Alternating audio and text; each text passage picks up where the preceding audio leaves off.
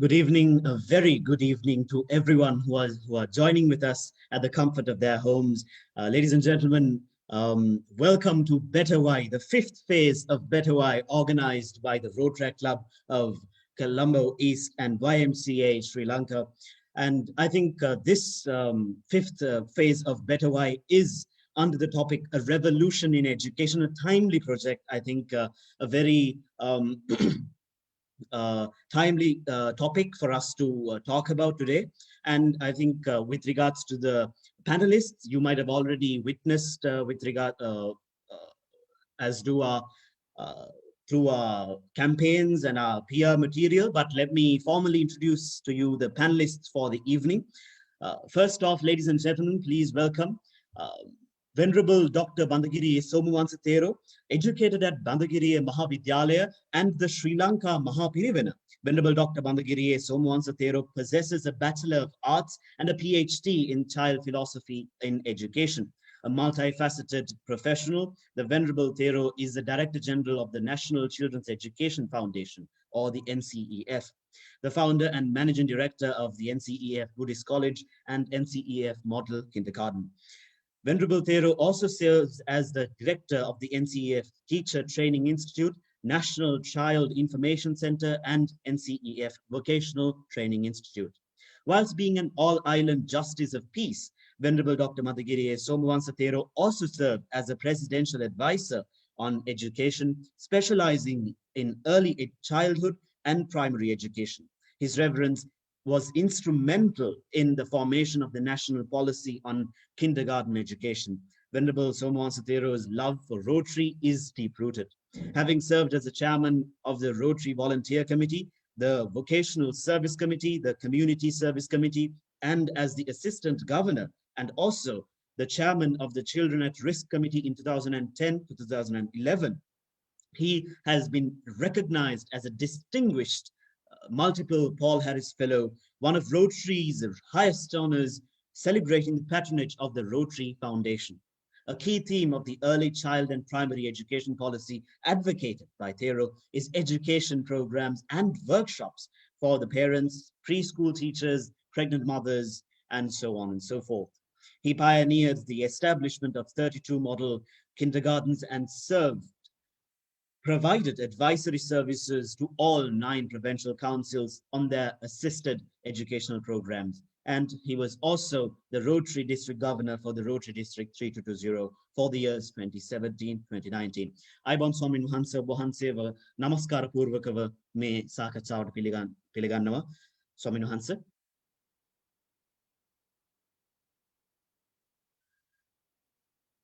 අපි ආරම්භ කරනවද? එහෙමයි ස්වාමීන් වහන්සේ අපි සාකච්ඡාව මෙතනින් ආරම්භ කරමු. ඒත් එක්කම ස්වාමීන් වහන්සේ අපි අනිත් කතිකවරුනුත් ආරාධනා කරලා පටන් ගමු. With regards to the other 2 panelists, ladies and gentlemen, second off, we have Rotarian Shanaz Nazreen Sahabuddin.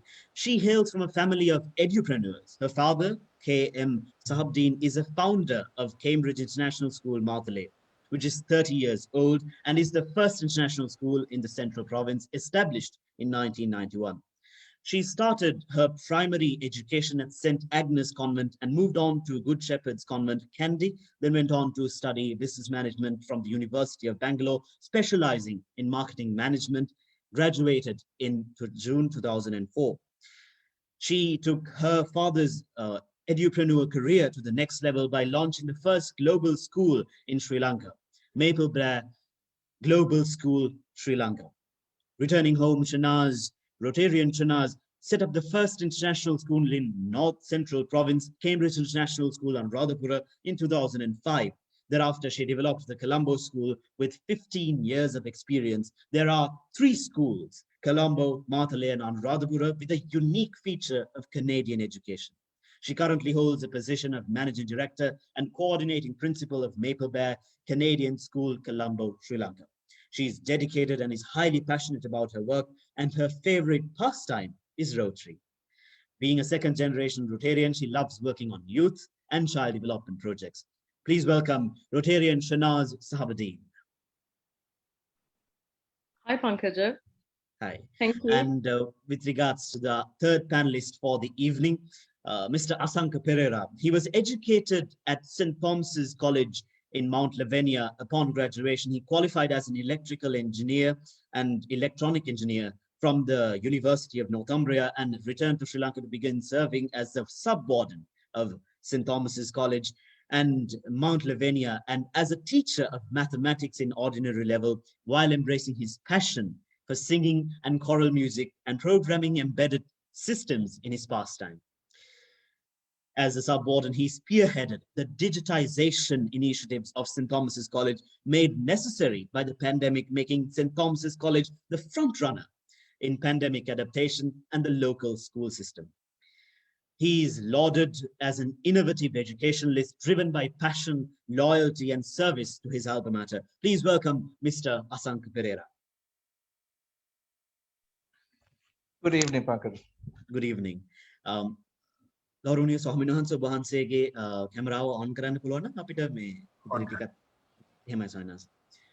Ladies and gentlemen, please welcome the panelists for the evening, three distinguished people in their fields of education, in their respective specializing in different fields of education.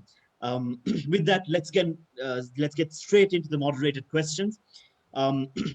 My first question directed at all three panelists is that what are your thoughts on educational reform? And as an educationalist, what are your tangible action that you think can be taken to further the cause of educational reform in Sri Lanka?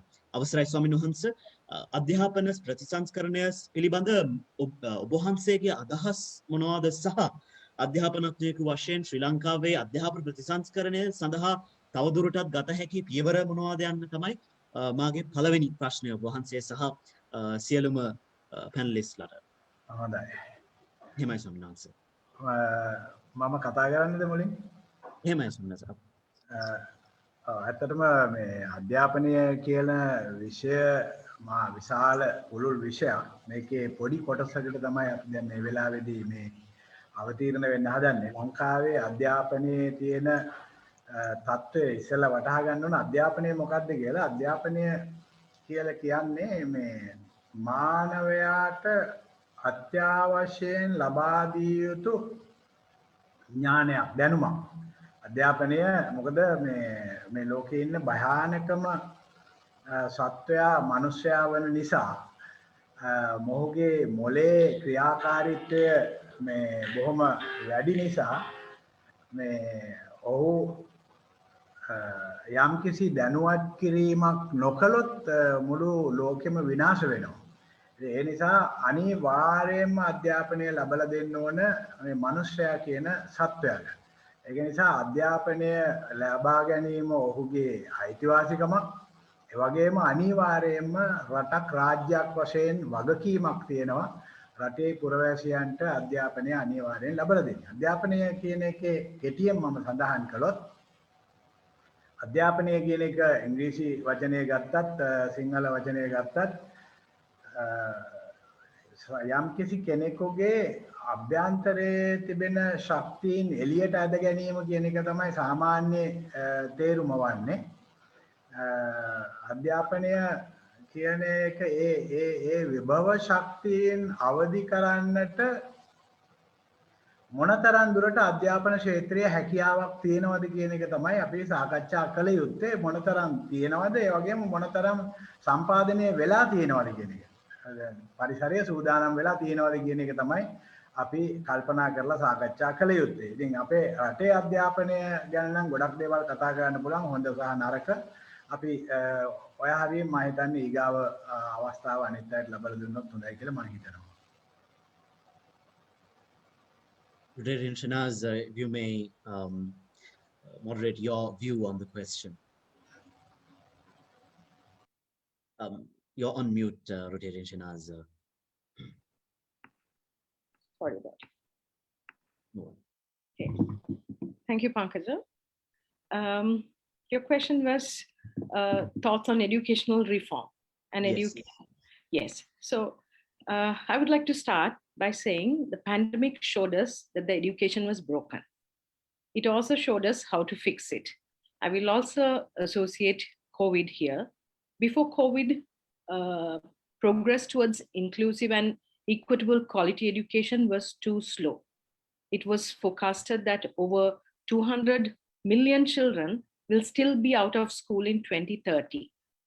And COVID-19 implications, such closure kept 90% of all students out of school, reversing years of progress on education.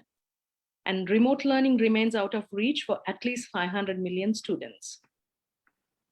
I'm humbled to be among the eminent panelists, Past District Governor Venerable Bandagiriya Somoansathera and Mr. Asanka Pereira. I also extend my gratitude to the organizers and Rotaract Club of Colombo East for having me here today. As you know, I'm Rotarian Shahnaz. The purpose of educational reform is to transform school structures with the aim of raising the quality of education within the school, community, or country. In my opinion, educational reform actually deserves a holistic examination of their reasons, objectives, applications, and results generated by those within the school system where they are implemented. Educational reforms also will have its positive and negative impacts based on the types of decisions and methods of implementations. This is my personal experience, Pankaja. Any kind of system, may it be education or any other area, would require a reform at some point, depending on the scenario. Here we are looking at an educational reform due to a pandemic, saying that it's not like we didn't know our education system had loopholes or it required a change. Deep down, we as educators, we knew it. I would like to quote Jal Mehta, a professor at the Harvard Graduate School of Education and co-editor of the Futures of School Reforms by Harvard Education Press here. Jal Mehta in December 2020 wrote in New York Times, he says, the pandemic is giving us an opportunity to make a pivot that we should have made long ago. We have been on a treadmill of short-term fixes, pretending that if we just get the right tests, the right incentives, put the right pressure on the teachers and students, they will achieve. But we are realizing that we should have known all along that you just can't widget your way to a powerful learning, that relationships are critical for learning, that students' interests need to be stimulated and their selves need to be recognized. I totally agree on this, and I'm sure my fellow panelists will also agree with me. Moving on to school closure and all, I'll make it really brief. When schools closed on March 12th, 2020, and education was moved to students' homes, consequently, many of us faced the challenges of an unanticipated move to online learning. But digital technology played a significant role in enabling teachers to teach students at a distance, but again, with many challenges, as teachers were not well versed in IT and they were not tech savvy. E-learning was adapted by us as a school, as a community, we adapted as a solution to continue teaching despite limits it has compared to face-to-face teaching. Yes, but we adapted swiftly, of course, with very little resources. I also would like to use the term we play by the ear. Going forward, training in a very different dimension, especially to teach online, not only for the teachers and the staff members, but also we are looking at making parents understand the importance of continuity through online learning and help them through tips and parent workshops to encourage online learning. On that note, I think COVID-19 will lead us to reform of the education system by integrating a module of subject dedicated to distance learning or distance education, or e-learning you call it, in school curriculums. I would say it should start very early, from the very early teaching levels, early as primary and secondary. Over to you, Pankaja. Thank you very much, Rotarian Shahnaz. If I may direct the same question to Mr. Asanka Pereira. Thank you, Pankaj. Taking off from the first two speakers who have laid the ground very much on education reforms, I would also like to say that Sri Lanka has gone through many such reforms, so-called reforms. At least we've had eminent panelists getting together and and working out an education system which they believe fits the country and the children in the country. And some of these reforms, surprisingly, have been very much ahead of its time. And we always compare ourselves to the Western world or wherever. But these reforms have been very much ahead of their time. And had they been implemented, we would have put our education system right at the top.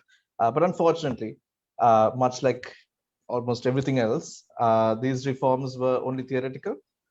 It did not leave the paper.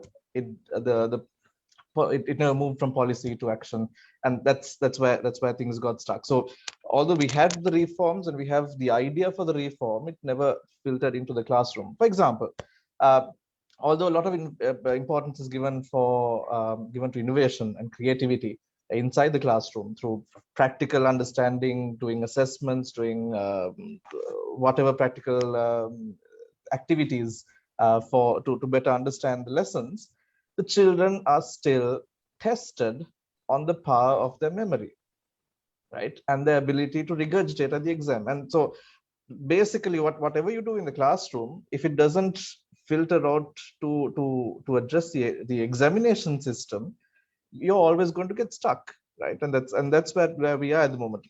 I mean, it brings to mind this famous quotation which says that if you test a fish on his ability to climb a tree, the fish will forever be thinking that he is stupid, right? And unfortunately that's where we are. The reforms refer to the need for a more student-centric learning, but that doesn't happen because it's the teacher who talks most in the class. Um, there is still a lot of importance given to rote learning, because at the end of the day, all that is required is to have a note in your book so that just before the exam you can memorize it and regurgitate at the exam. And that's what's happening at the moment. So what we need is really an overhaul of the entire system, from what is done in class to how it's tested and what is tested. You don't need to know some of the facts which we're expected to learn, because it's technically our boys and girls are growing up in a society where almost everyone has a smartphone in their hands, or access to the internet, and whatever you need to know is technically available on Google, right? So why do you need to learn or memorize all these facts? But you need to learn, at least in my opinion, we need to teach the students how to learn, and that is what we're not addressing. That we're just addressing facts. This Whether the teacher has a jug of water and is pouring into the cups of all the children. That's what we're doing right now, and that really doesn't help the children, because we need to prepare the children for the future. And right now, what we're preparing the children are for a past which does not exist. We need to prepare them for the future, to be able to search for information, to interpret the information, to self-study, to adapt to any situation. These are some of the things which the children will need to have. Some of the tools which the children need to have. Some of them, they need to be aware of these things, because they need to be ready for the job world when they go out. And teaching them to memorize something is in the past, and that's where I am in terms of the reforms which are needed. But unfortunately, the reforms which are suitable and necessary for the country are there, just not implemented. I think that sums up pretty much everything that we needed to, from all the three panelists. I think that sums up pretty much everything that we needed to know about reforms in Sri Lanka and how reforms have been adapted and have been formed, but not implemented. With regards to education also, and how the pandemic revealed the flaws in our education system and what the education system is, as described by the Venerable Thero. With that, I think we can move on to the next question. So my second question to all the three panelists is that to confront obviously the elephant in the room. Due to social distancing regulations, students have been confined to their homes and classes are held online on several platforms. So what do you think of the effectivity of education in the age of COVID through the digital media? අවසරයි අපේ හාමුදුරනේ ඔබ වහන්සේගෙන් ඔබ වහන්සේ හට යොමු වන දෙවන ප්‍රශ්නය සමාජ දුරස්ත රෙගුලාසි හේතුවෙන් සිසුන් තම නිවස්වල කුටු වී තම අමතර පන්තිවලට මාර්ගගතව පවත්වනවා. එනමුත් මේ කොවිඩ් යුගයේ අධ්‍යාපනයේ ඵලදායීතාවය සම්බන්ධයෙන් ඔබ වහන්සේගේ අදහස කුමක්දයි මාහට විමසන්න මේ අවස්ථාවේදී අවසරයි අපි හමුදුරනේ. පැහැදිලි පංකජ මේ දැන් මේ රටේ තියෙන වාතාවරණයට අනුව මේක වසංගතයක් රටේ නෙවෙයි ගෝලීය වසංගතයක්. ඒකට මේ වසංගතයේ කාලය තුලදී අපිට මේ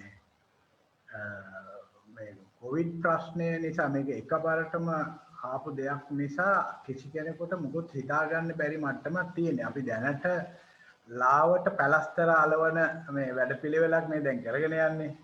ඒ කියන්නේ දැනට තියෙන මාධ්‍යයන් උපයෝගී කරගෙන අපි මේ මාධ්‍ය හරහා Zoom ද WhatsApp ද මේ Line ද ආදී ඒවා උපයෝගී කරගෙන දැනට පුළුවන් විදියට ක්‍රියාත්මක වෙන වැඩපිළිවෙලක් තියෙනවා. අතට මේ වැඩපිළිවෙල යටතේ මම හිතන්නේ නැහැ ලංකාවේ ළමයින්ට ඉගෙන ගන්න පුළුවන් වේද කියලා. මටත් දැනුත් නිතරම ටෙලිෆෝන් කෝල් එනවා ළමයින්ගෙන් අපිට පහසුකම් නැහැ මේ ඉන්ටර්නෙට් පහසුකම් නැහැ ස්වාමීන් වහන්සේ කොහොමද මේවා කරගන්නේ කියලා හුඟක් පළාත්වල ළමයින්ගෙන් විමසීම් තියෙනවා. ඉතින් ඒවා දිහා බැලුවට පස්සේ හරි ප්‍රශ්නයක්. අපි කොළඹ ඉද්දී අපිට පහසුකම් තියෙද්දී අපිට දැනෙන්නේ නැහැ අනිත් අයගේ ගැටලු. ඒ රට පුරා මේවා හැම කෙනෙකුටම රාජ්‍ය කරවන හැමෝටම මේවා දැනෙන්නට ඕන. මොකද සාමාන්‍ය ජනතාවට මේක කරන්න පහසුකම් නැහැ. අඩුම තරමේ channel දැනට ජාතික රූපවාහිනිය සහ ඒ අනුබද්ධ ආයතන කීපයක් පවත්වාගෙන යනවා. ඒක ප්‍රමාණවත් මදි කියන එක තමයි මගේ හැඟීම. සියලුම විෂයන් වලට ළමයින්ට පහසුවෙන් ඉගෙන ගන්න අඩුම ගානේ රූපවාහිනිය නම් බොහෝ දුරට හුඟක් නිවාසවල තියෙනවා කියලා හිතන්න පුළුවන්. ඉතින් 100%ක්ම නෙවෙයි. හුඟක් නිවාසවල රූපවාහිනී තියෙනවා. ඉතින් ඒක දැනට සාමාන්‍ය විසඳුමකට තියෙන ඒ ක්‍රමවේදය විතරයි. ඉතින් ඒ හරහා අපි යම්කිසි වැඩපිළිවෙලකට උදව් කරන්නට ඕනේ. රාජ්‍ය වශයෙන් අනිවාර්යෙන් ඒ සඳහා අවස්ථාව සකසා ගන්නට ඕනේ. එහෙම ගියොත් රටේ ජනතාවට මේ පිළිබඳව ගැටලු යම් ප්‍රමාණයක් අඩුවේ. දැනට තියෙන ගැටලුව තියෙන්නේ දැන් අපි කියමු එක ගෙදරක ෆෝන් එකක් තියෙනවා. දැන් විෂයන් 6ක් 7ක් 8ක් තියෙනවා ඉගෙන ගන්න. එතකොට එක ෆෝන් එකෙන් පීරියඩ් බෙදා ගන්නත් බෑ. ඊගාවට ඒ අයට ඩේටාස් ගන්න විදියක් නැහැ. දුප්පත් මිනිස්සුන්ට ඒවායේ පහසුකම් නැහැ. ඒ වගේ ගොඩාක් ගැටලු රාශියක් තියෙනවා. ඉතින් මේවට මුහුණ දෙන ක්‍රමවේදයක් දැන් සකස් වෙන්නට ඕන. එකපාරට නිසා හිතා ගන්නට බෑ. දැනට තියෙන ක්‍රමවේදයට රූපවාහිනී මාධ්‍ය වගේ දේවල් උපයෝගී කරගත්තොත් නැවත අලුතෙන් channel හරි ආරම්භ කරලා බොහෝ දුරට යම් විසඳුමක් වෙන්නට පුළුවන්. එතකොට ඒ වගේ දේවල් පිළිබඳව සැලකිලිමත් වෙන්නට ඕනේ. මොකද දැන් තියෙන අර්බුදය ඔස්සේ එළියට බහින්න බෑ. ගේකින් ගේකට යන්න බෑ. දුරකථනයෙන් විතරයි කතා කරන්න පුළුවන්. ඉතින් මේ වගේ වසංගතයක් නිසා සූදානමක් නැති අවස්ථාව වසංගතයක් නිසා දැනට ඉතා ඉක්මනින් කරන්නට පුළුවන් ප්‍රතිසංස්කරණ තමයි කරන්නට ඕන. මේ කොවිඩ් අවස්ථාව මේ අවස්ථාව ඇත්තටම මේ වගේ දේවල් නම් ඉතින් හදිසි ආපදා කියලා අවස්ථා තියෙනවනේ. මේ හදිසි ආපදාවලදී මේ වගේ දේවල් වුණාම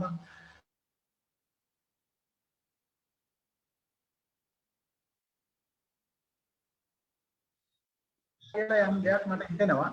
මොකද මේ කොවිඩ් නිසා ඔය Zoom පාඩම් මේ වගේ මේ ඉන්ටර්නෙට් ජාලය හරහා පාවිච්චි කිරීම වගේ දේවල් හුඟක් අයට යම් දැනුමක් අවබෝධයක් මේ පිහිටෙන් ලැබුණා. කොවිඩ් නම් නරකයි. කොවිඩ් හරහා ඒ වගේ අවස්ථාවක් තියෙනවා.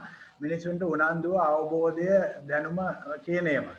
හැබැයි ඉතින් මේ මාධ්‍ය හරහා මේ විදිහේ වැඩ පිළිවෙල දැන් මේ වසංගතේ කොච්චර කාලයක් පවතීද කියන්න බෑනේ.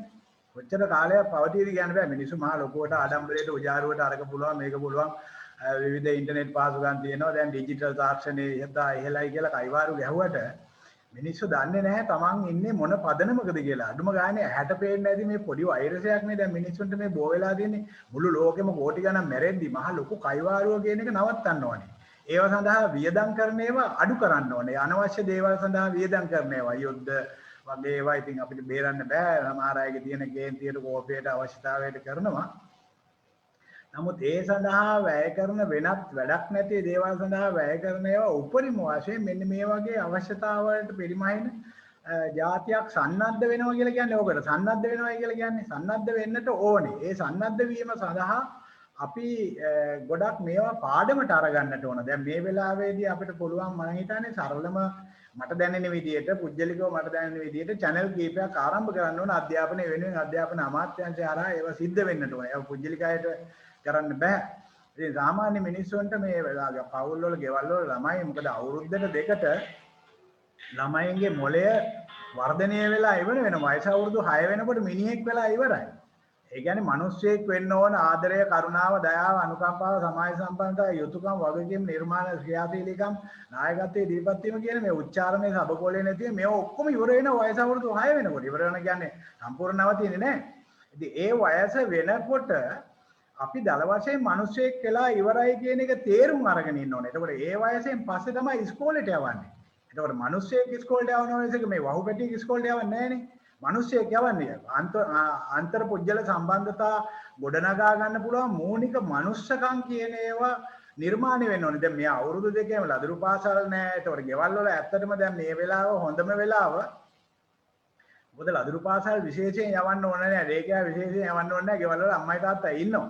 දැන් මේ කට්ටියට දැනුමක් දෙන වැඩපිළිවෙලක් ක්‍රියාත්මක වෙන්න ඕන. මොකද චූටි ළමයින්ට ලොකු අයට ඊට වැඩිය වෙනස් අධ්‍යාපනික ඒවා ප්‍රායෝගිකව කරන්න උපදෙස් දෙගොල්ලටම ලබා දෙන ක්‍රමවේදයක් වෙන්නට ඕන. මොකද දෙගොල්ලම දැන් ගෙදර ඉන්න වෙලාව. ඉතින් මේක මට හිතෙන්නේ මේ ඉතා ඉක්මනින් ඉවර වෙන පාටක් පේන්නේ නැහැ. මොකද අපේ ලෝකවාසීන්ගේ දැනුම ඒ තරමට ඉහළ නිසා මම හිතන්නේ මේ වසංගතය මේ කොහොම අවසන් වෙයිද මේවට උත්තර දෙන්නට තරම් මේ මිනිස්සුන්ට ඥානයක් නැහැ කියන එක දැන් නම් ලැජ්ජාවට කරුණක් තමයි. මොකද ලෝකේ මහා ලොකුවට කයිවාරු ගන්න දැනුත් කයිවාරු ගන්නවනේ. ඇමරිකාවේ එහා පැත්තේ ඉන්න එක්කනට මෙහා පැත්තේ මොන බලාගෙන කතා කරන්න පුළුවන්. මේ Zoom එකෙන් සියලු දෙනාටම කතා කරන්න පුළුවන්. නමුත් මේ විස බීජයක් ඇහැට පේන්නේ නැති කිසිකම කර නැති විස බීජයක්. මේ විස බීජෙට මිනිස්සු රොත්තු දෙන්නේ මොනතරම් දුර්වලද? කොහෙද අඟහරුනේ යන්නවද? අඟහරු නෙවෙයි වෙන ලෝක වලට යන්න හදන්නේ. ඉතින් ඒ වගේ මේ වෙලාව හොඳ වෙලාවක් මේ අපි ගැන කල්පනා කරන්න. ඒ නිසා මේ අවස්ථාව මේ මම හිතන්නේ මම සුළු වෙලාවකින් කෙටියෙන් කතා කරන්න බෑ. විභාග දේවල් මගෙන් ඇහුවේ නම් මේ ප්‍රශ්නය මේ කොවිඩ් කාලය තුලදී කතන්දරයක් නේ දැන් අපි කතා කරේ. ඒකවල ඒකට අදාළ උත්තරේ මම හිතන්නේ උත්තරේ කියන්නේ අපි සාකච්ඡාවට අදාළ කරුණු ටිකක් තමයි මම සඳහන් කරේ. තවදුරටත් ඉස්සරහට අනික් කරුණු කතා කරන්න. I would like to pose the same question to Rotarian Shahnaz, if you may enlighten us with your knowledge. I think you're on mute, Rotarian Shahnaz. Sorry. No worries. Yeah, thank you, Pankaja. I think Venerable Swaminwansa actually covered a lot on that particular topic. But I would like to, mention few things which I think, looking at the positive side of it, I think if I may answer this question, as this situation has put us all in an arena where it taught us two lessons. Again, in my opinion, not only the school and educators, but also the parents, these two lessons. The first lesson that the pandemic has revealed is the limits of one size fits all schooling. I hope you understand Yes. that. I personally came to know that some students have actually liked not being in schools. And the lack of social pressure and anxiety has made them more able to focus on learning through online learning. Some are miserably lonely. I myself, I'm a mother. I know how it works. Some are miserably lonely at home and couldn't wait for schools to reopen. And students, those who don't open up much in classrooms, have really liked being able to, type into that chat instead of talking. So online learning created different kinds of opportunities for all kinds of students, introverts, extroverts, fast processors, and reflective thinkers. And the second lesson is the necessity of making the schools more human, or I would call it building positive relationship one-to-one. Now, as Mr. Asanka Pereira mentioned earlier, we have been very monotonous for a long time. We had a set structure. This is what the teachers are supposed to teach, and they go pour into the children's heads. But this particular pandemic actually gave us an opportunity for us to, look at the schools in a more human way. And one of the best outcomes of the pandemic is that this made us slow down. And actually, we were able to talk to students and parents one-to-one, to most of the parents, and understand their life circumstance and how those intersected with our school expectations. And when I say we slow down, we often are in such, in a rush in school, from one class to the next, from one topic to another. Teachers are always, looking at covering up syllabus and then making sure that their children are ready for the examinations and things like that. Here, we didn't have any option but to adapt and slow down. And here we also had the opportunity to partner with families. I represent Maple Bear, which is a Canadian brand. And then it is a global brand. We have about 530 plus schools across 35 plus countries. So it's a huge network. So we were able to, through the head office in Vancouver, we were able to actually come up with plans where we actually partnered with families, not only to raise successful human beings, but to guide them through the process. So it was like much more personal because we were stuck inside a screen. And mainly because we are not a huge school. I'm sure a big school cannot do it. So these are my personal experience. And the pandemic is helping many of us to think about the students in a fuller and more holistic way. So that's how I see this. And I also feel that we should keep reminding ourselves. We must always remind ourselves, and we should not forget this part of it once the crisis ends. Another part of making schools more human is having them start later, because children, those who went to school at 7:30, started at 8:30, and some of our parents, like we have classes from preschool, elementary, and secondary. So preschool children still, they're sleeping. Secondary children still sleepy. So we actually start at 9 o'clock. So I think I read somewhere, some studies had shown that teenagers' mental health actually has improved during this period, because no pressure, no stress. They had been actually, relaxing at home and, adapting to the situation and, doing their studies in their own comfort zone. So these are little things that I learned and I experience through online learning. Thank you very much, Rotary and Shahnaz, for that insightful comment on this question. I would like to direct the same question to next panelist, Mr. Asanka. What do you think? What is your take on this? Yes, Pankaj. I mean, COVID hit and schools had little choice but to conduct everything online, right? Just like the previous two speakers said, and I second everything the Venerable Thero spoke, and it's just absolutely spot on.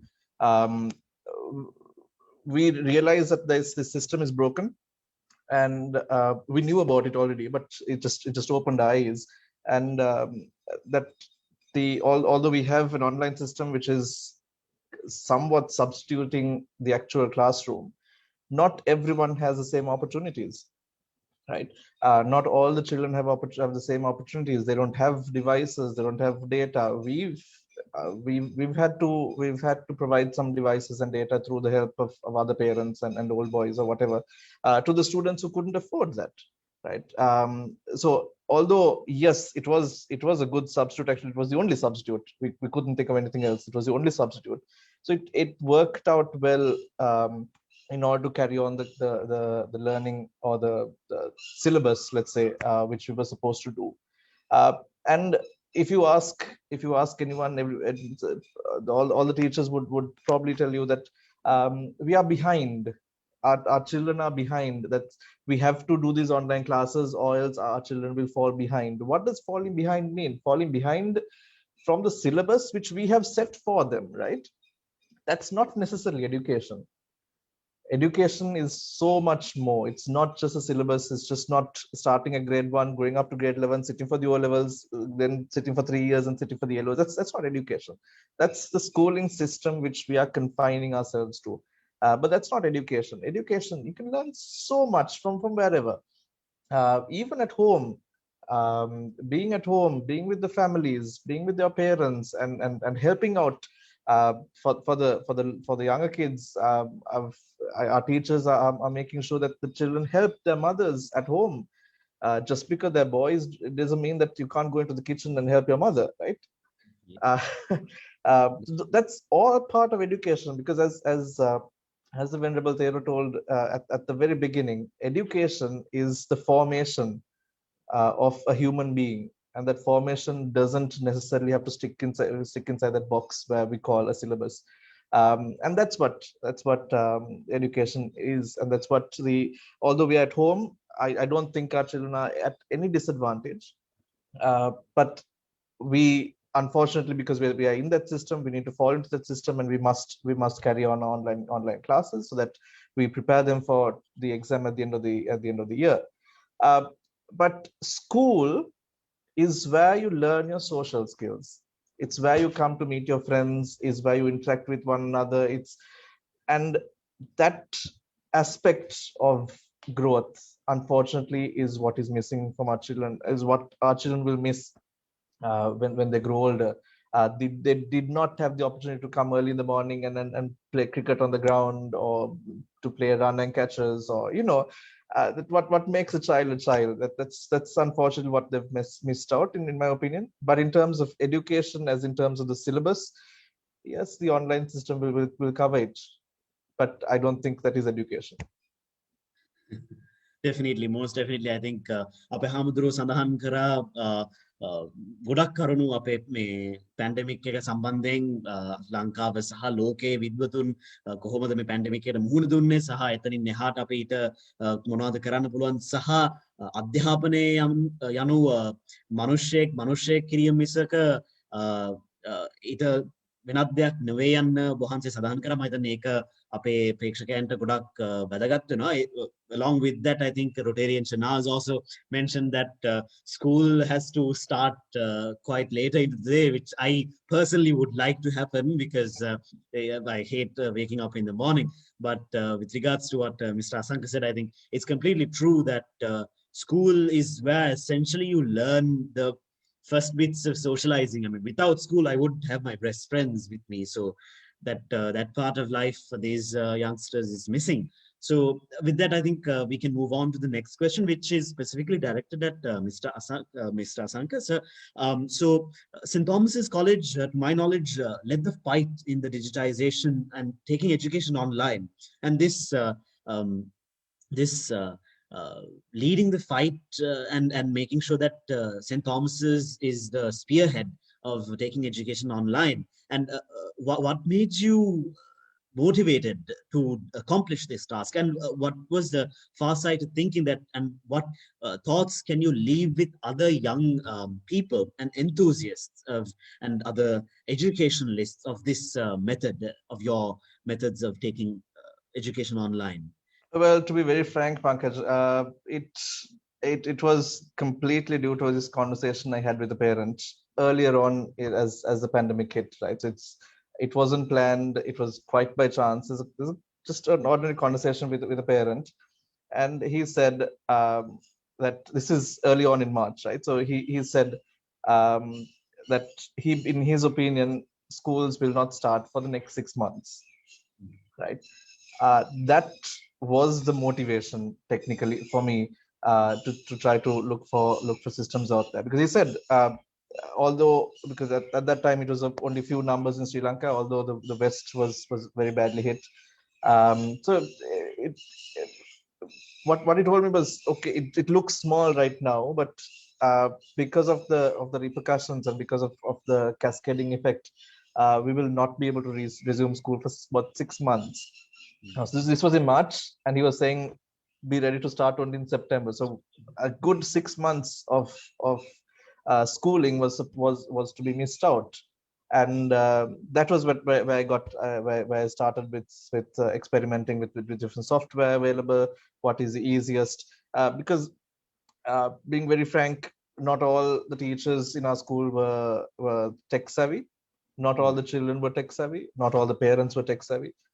We didn't. Not everyone had devices to do the needful from their homes. So there was a very steep learning curve for every one of us. So what I wanted to find was the easiest tools for people to use, that they can get used to the system easily and comfortably. We successfully started online teaching in the first week of April itself, and I was very proud of our teachers for accomplishing that. For some of our teachers, just to say, Pankaj, we have some who were not able to turn on a computer and use a computer, and they were all of a sudden in a span of a week or two, they were presenting PowerPoint presentation. It was just fabulous. I loved that experience, and I was very proud of my teachers for having accomplished that. Because it was just wonderful, right? But a thought, if I were to leave with educationists, is that education is ever evolving, and we must be prepared to change and be able to adapt to change. And that is what is most important in us as educationists. Because if we don't adapt to change, we cannot expect the children to adapt to change, right? And we expect the children to change their behavior. We expect the children to change their, as in when they grow, they change. So if we expect this of children, then we should expect this of ourselves. Because if we don't adapt to change with the times and the needs, we will get left behind, and we cannot, with good conscience, do that to our children. Yes, most definitely. And I mean, that spontaneous farsightedness coming from a comment by a parent is something that I think we also, but that's something that teaches us to ensure that we never miss out anything that we can gain out of the environment. With that, I would like to remind the audience to post your questions on the Facebook Live comment section. We will, our club members, our technical team will get to you and your question. And if it is to be asked by our panelists, please make sure to post it on the comments section, and I will be asking it right now. So with that, I think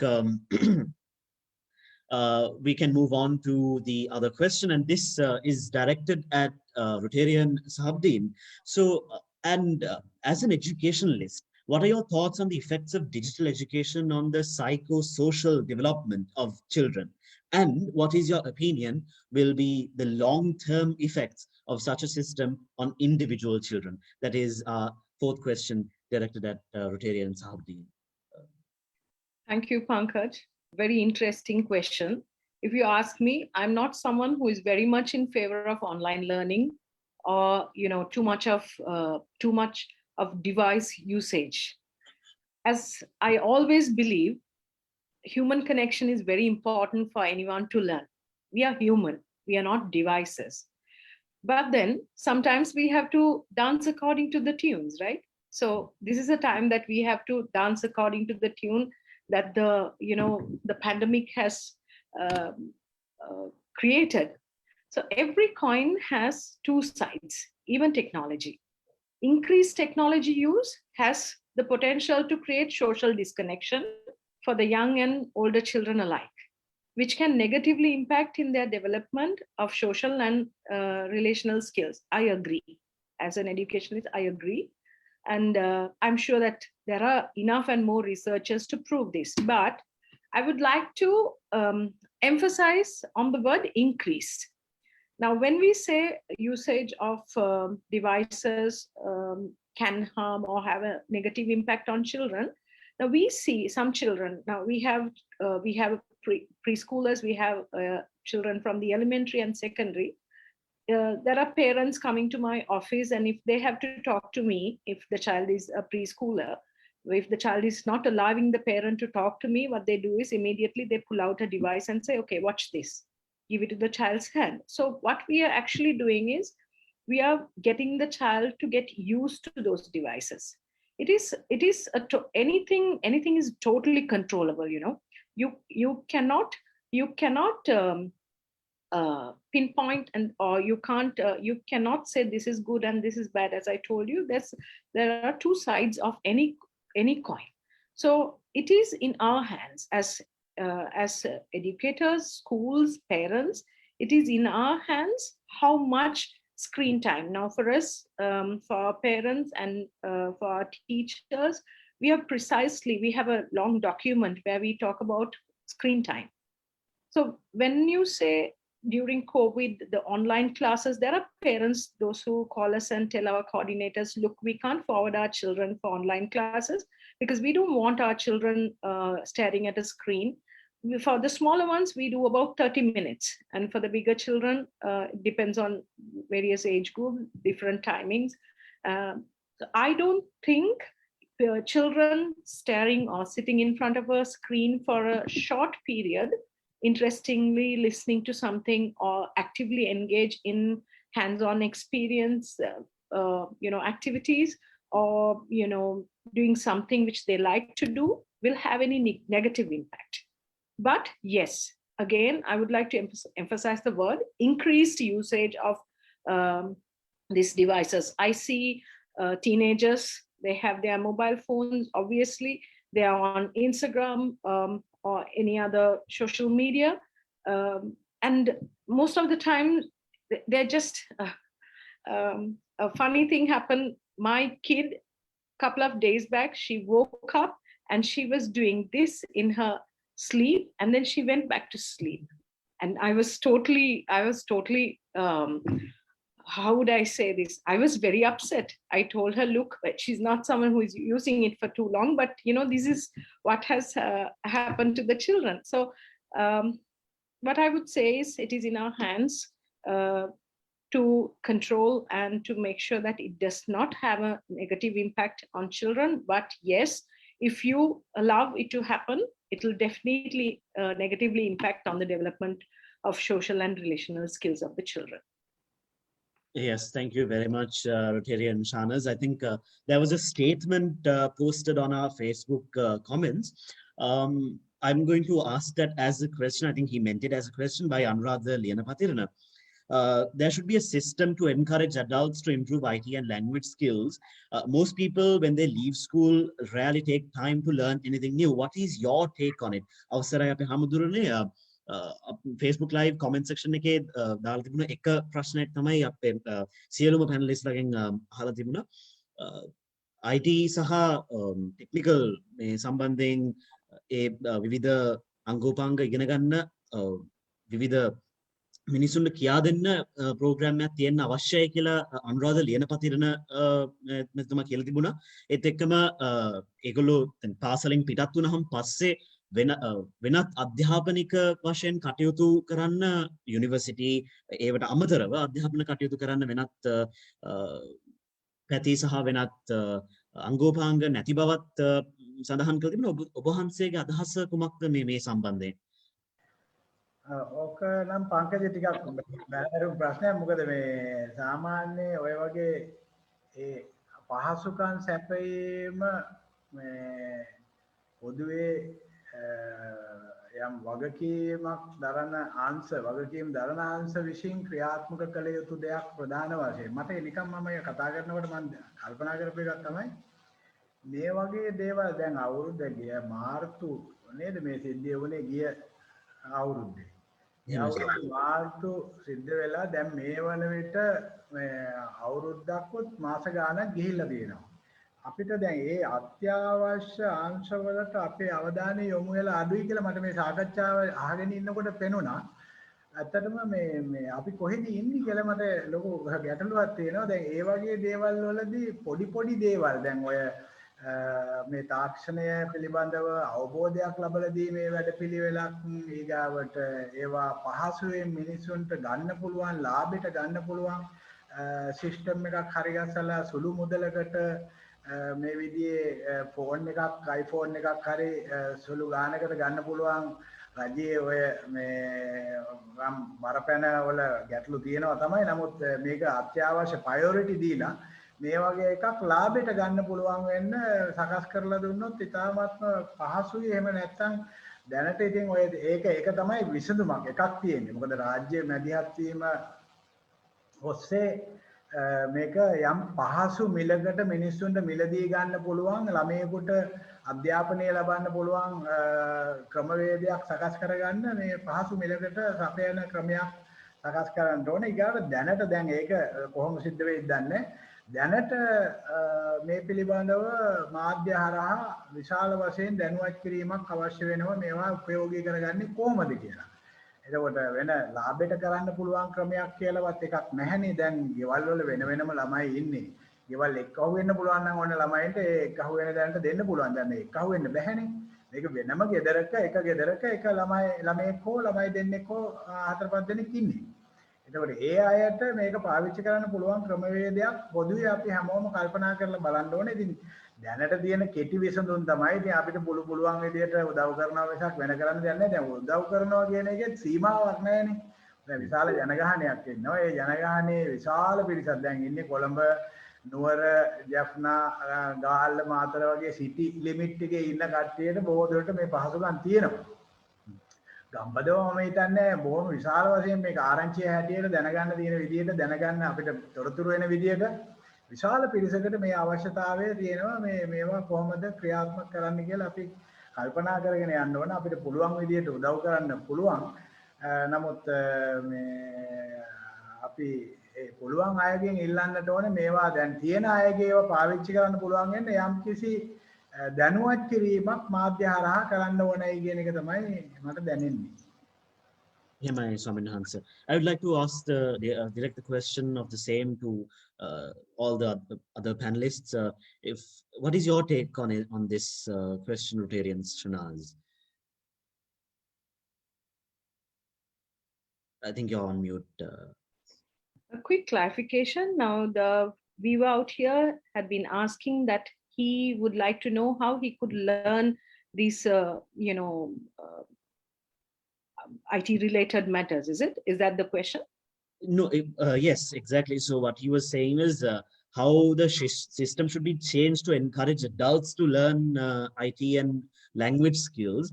And like after schooling, after university and everything, how rarely do adults take time to learn anything new, and how to change that was the question. Okay.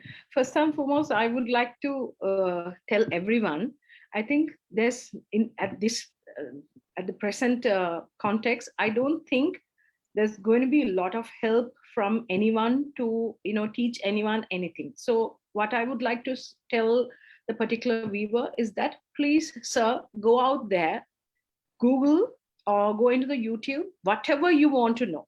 The what you call the internet is so vast. You have solutions. Even for us, whatever we would like to know, like say now when we are on a lockdown, small technical defaults, it could be our laptop, our mobile devices, or any other device that we use here.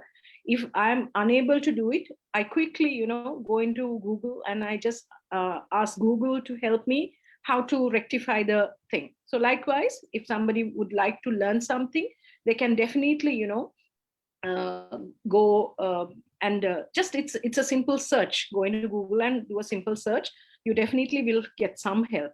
Apart from that, as Mr. Pereira mentioned earlier, we have a huge gap in this system. Now there are things that our school should have. IT. When you say IT, it's not just the basic teaching of the words and the Microsoft Office package. There's more to it. This should have been in our system long back. Now it's like things have gone south. So now what we have to do is we have to pick from where we are and just make the best out of it. So again, education reform, when you say these things should be included into the system, I would tell this viewer, please go out there and help we will have to help ourselves. And then I'm sure as a school, what we did was we had this problem with our parents as well. When we started, we had some workshops. If you recall, in my earlier responses, I mentioned that we would like to continue doing more workshops and tips for parents. We have put out a series of workshops for parents through our head office, where we instructed and where we educated the parents how to help children and help themselves when it comes to IT related matters. So those are a few things that we did to help our parents and the community. Beyond that, I think you can go onto the internet and look for your relevant things. Yes, definitely, most definitely. What is your take on it, Mr. Asanka, with regards to the question? What the comment says is very true. Should there be an opportunity to provide adults, or should adults be looking at learning tech even later on in their lives, that they may not be in school, but should they still keep learning tech? Yes, of course, they should be. Should we be providing a facility for it to be taught? Yes, perhaps ideally. In my opinion, tech should be brought down the level so that every student is aware of it. But since our children are of the tech generation, it comes naturally for them, right? So so our children are a bit better off. But at that level, we must encourage children to learn and to be able to use that technology, and to continue using it, right? But to the adults, what I can say at the moment is one thing we must never forget, that we are lifelong learners, right? We do not stop learning until we die. And that must be the way we live. That must be our philosophy. We must be learning something new every day, because if we don't change our ways, we're stuck in this loop. We wake up in the morning, go to work, come back home, go to sleep. We are stuck in that loop, right? The only way we can come out of that loop, or to make changes, is if we diversify ourselves.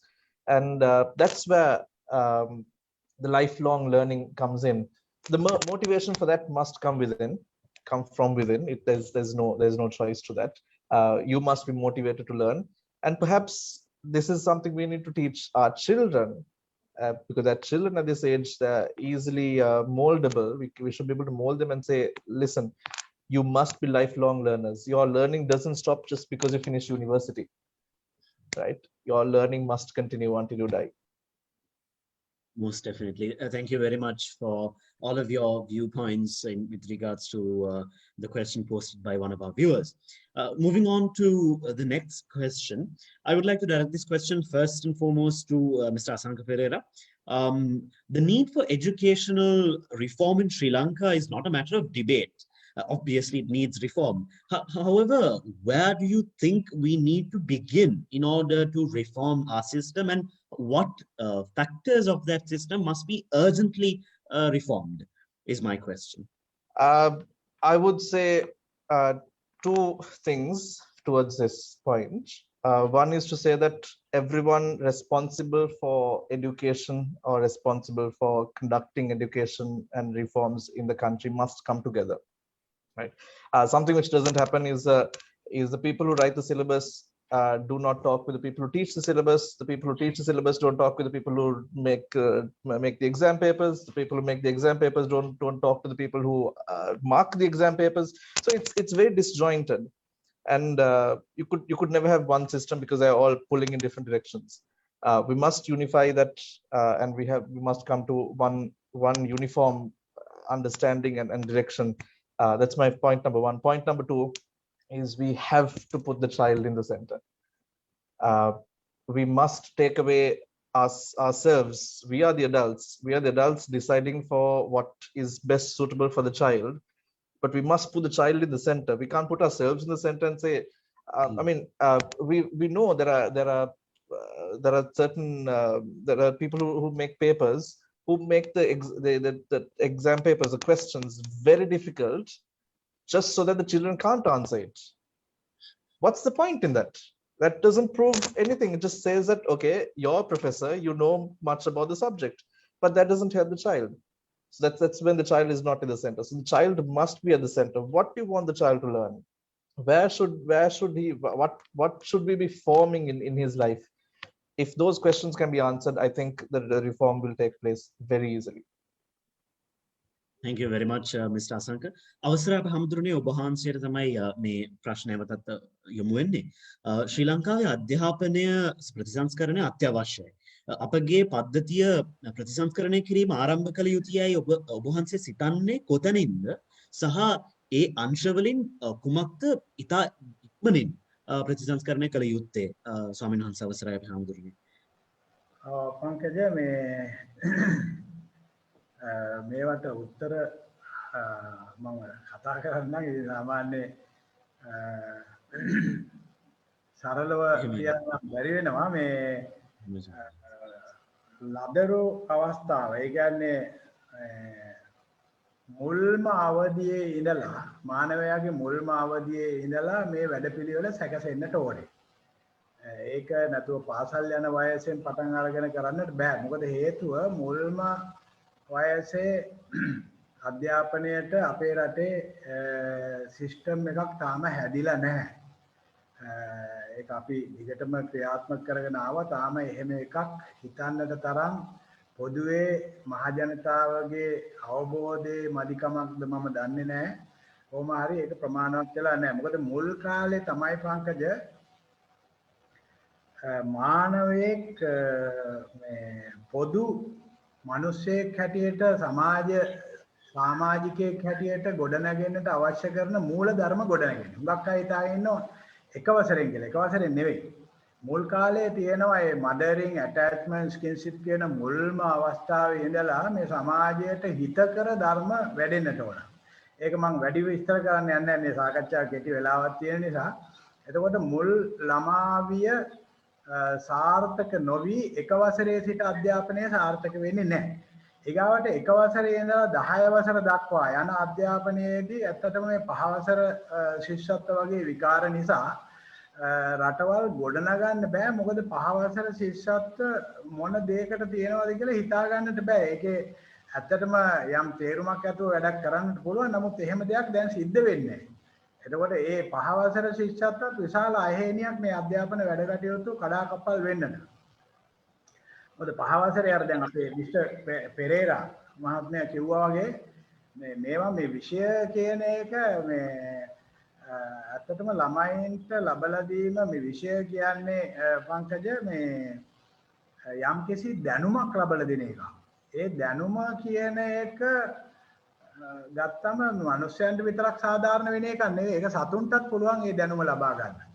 නමුත් බුද්ධියට අදාළ ඒ බුද්ධිමය හැකියාවන් මනුස්සයන්ට විතරයි තියෙන්නේ. සතුන්ට නැහැ. එතකොට දැනුම කියන එක සතුන්ට තියෙනවා. එඩියුකේටඩ් ඇනිමල්ස්ලා ඉන්න ඕන තරම්. එතකොට දැන් එඩියුකේටඩ් මිනිස්සු එඩියුකේටඩ් විතරක් වුණොත් මොකද වෙන්නේ පංකජ? මහා ප්‍රශ්නයක්නේ. දැන් එඩියුකේටඩ් විතරක් වුණොත් දැන් මේ මහා ප්‍රශ්නේ සමහර විට ප්‍රතිඵලයක් වෙන්න පුළුවන් මේ වසංගතය. එකක්. ඒ වගේ වසංගත ගොඩාක් තියෙනවා දැන් සමාජයේ. අපි මේ හඳුනගෙන තියෙන එක වසංගතයක් අපිට පේන වසංගතේ ඉක්මනට මැරෙන නිසා. මේ තියෙන වසංගතේ. ඉතින් ඒ නිසා මේවට යම් පිළියමක් හොයනවා නම් 5 වසර වගේ ඒවා අයින් කරන්න ඕන. මම කෙටියෙන්ම ගියාගෙන යන්නම්. එතකොට එක වසරේ ඉඳලා අධ්‍යාපනය අපේ අර මහත්මයා දැන් සඳහන් කළා වගේ ප්‍රායෝගික වෙන්න ඕන. විෂය කියන එක මේ මම ඉස්සෙල්ලා කිව්වනේ සාමාන්‍ය සතුටුන උනත් උගන්වන්න පුළුවන් දෙයක්. ඒ විෂය කියන එක නෙවෙයි මේ හිතලා වැඩක් කරන්න පුළුවන් ප්‍රායෝගිකව පාසලේදීම ප්‍රායෝගික කාලය ලබා ගන්නට පුළුවන් අධ්‍යාපන ක්‍රමවේදයක් සකස් කරන්න ඕනේ. විශේෂයෙන් 5 වසර දක්වා ළමයින්ට ස්වාධීනව යම් දේවල් සමීක්ෂණය පරීක්ෂණය කරන්න, ඒ අයට යම් දේවල් හොයාගෙන යන්න, මේ අවට පරිසරයේ තියෙන දේවල් සංකල්ප සංවර්ධනය, මේ concept development කියලා කියන්නේ සංකල්ප සංවර්ධනයක් ඔවුන්ට කුඩා කාලේ ඉඳලා සිද්ධ වෙනවා. එහෙම සංකල්ප නැති මිනිහෙකුට කවදාවත් ලොකු වෙලා නවනිපැයුම් කරන්නට බෑ. නව තාක්ෂණයක් හොයාගෙන යන්නට බෑ. ඒක නේද සංකල්ප සංවර්ධනයක් සිද්ධ වෙන්නට ඕනේ. ඒ සඳහා විෂය අධ්‍යාපනයක් කොටු කරගත්ත අසුන්ගත වාඩි වෙලා ඉන්න ළමයින්ට කියලා දෙන මේ එහෙම අධ්‍යාපනයක් මේ වයසක උදවියට වගේ නෙමේ එක වසරේ ඉඳලාම ළමයින්ට උගන්වන්නේ. එතකොට ඒක ඒවා වෙනස් වෙන්නට ඕන. ඕන් දුවලා පැනලා සෙල්ලම් කරලා වැටිලා තුවාල වෙලා නැගිටලා අඬලා hina වෙලා සතුටු වෙලා ඉන්න ඕන චිත්ත වේගත් එක්කම ශාරීරික වර්ධනය මානසික සහ ශාරීරික වර්ධනය සමබරව යන්නට ඕන. මම මේ අධ්‍යාපනයේ යම් ප්‍රතිසංස්කරණයක් කරනවා නම් හිතන්න ඕන තැන් මේ සඳහන් කරන්නේ. එතකොට ඒ විදිහේ වැඩපිළිවෙලක් පොඩි කාලේ ඉඳලා ළමයින්ට ගත සිත සමෝදානය වෙනවා කියලා කියන්නේ. ඒ දෙක සම්බන්ධ වෙලා යන්නට පුළුවන් ක්‍රියාකාරී සැලැස්මක් අපි ඇති කරන්නට ඕන පාසල මගින්. පාසල අනිවාර්යෙන් අවශ්‍යයි. අපි දැන් කිව්වේ මෙතුමන්ලා කිව්වේ මේ පාසල අවශ්‍යයි. ඇවිල්ලා සෙල්ලම් කරන්න ඕන ළමයි එක කටයුතු කරන්න ඕන. ඒ අවශ්‍යතාවය තියෙනවා. ඒකෝර ඒවා උපයෝගී කරගෙන තව ගොඩාක් පරිශ්‍රණ සම වයස්වල කණ්ඩායම් හැටියට අපිට යන්නට පුළුවන්. ඒකෝර ඒ අයට විශාල අධ්‍යාපනයක් ලබා දෙන්න පුළුවන්. ඒකෝර සාමාන්‍ය පෙළ දක්වා තියෙන ඔය පහවසල අයින් කරලා ඊගාවට පුළුවන් තරම් ප්‍රායෝගිකත්වය දැන් මම වීඩියෝ එකක් තියෙනවා මම වීඩියෝ එක දැන් ප්ලේ කරොත් කරදරද මේකට එහෙම සම්නන්ස් අපි වීඩියෝ එක ප්ලේ කරමු ඊගාව එකට පයිමනේ සම්නන්ස් ඔව් පුළුවන්ද පුළුවන් අපිට වීඩියෝ එක ප්ලේ කරන්න පුළුවන් හරි වීඩියෝ එක ප්ලේ කරනකම් මම කතා කරනවා එහෙනම් දැන් ප්ලේ කරන්න පුළුවන් සම්නන්ස් එහෙනම් ප්ලේ කරන්න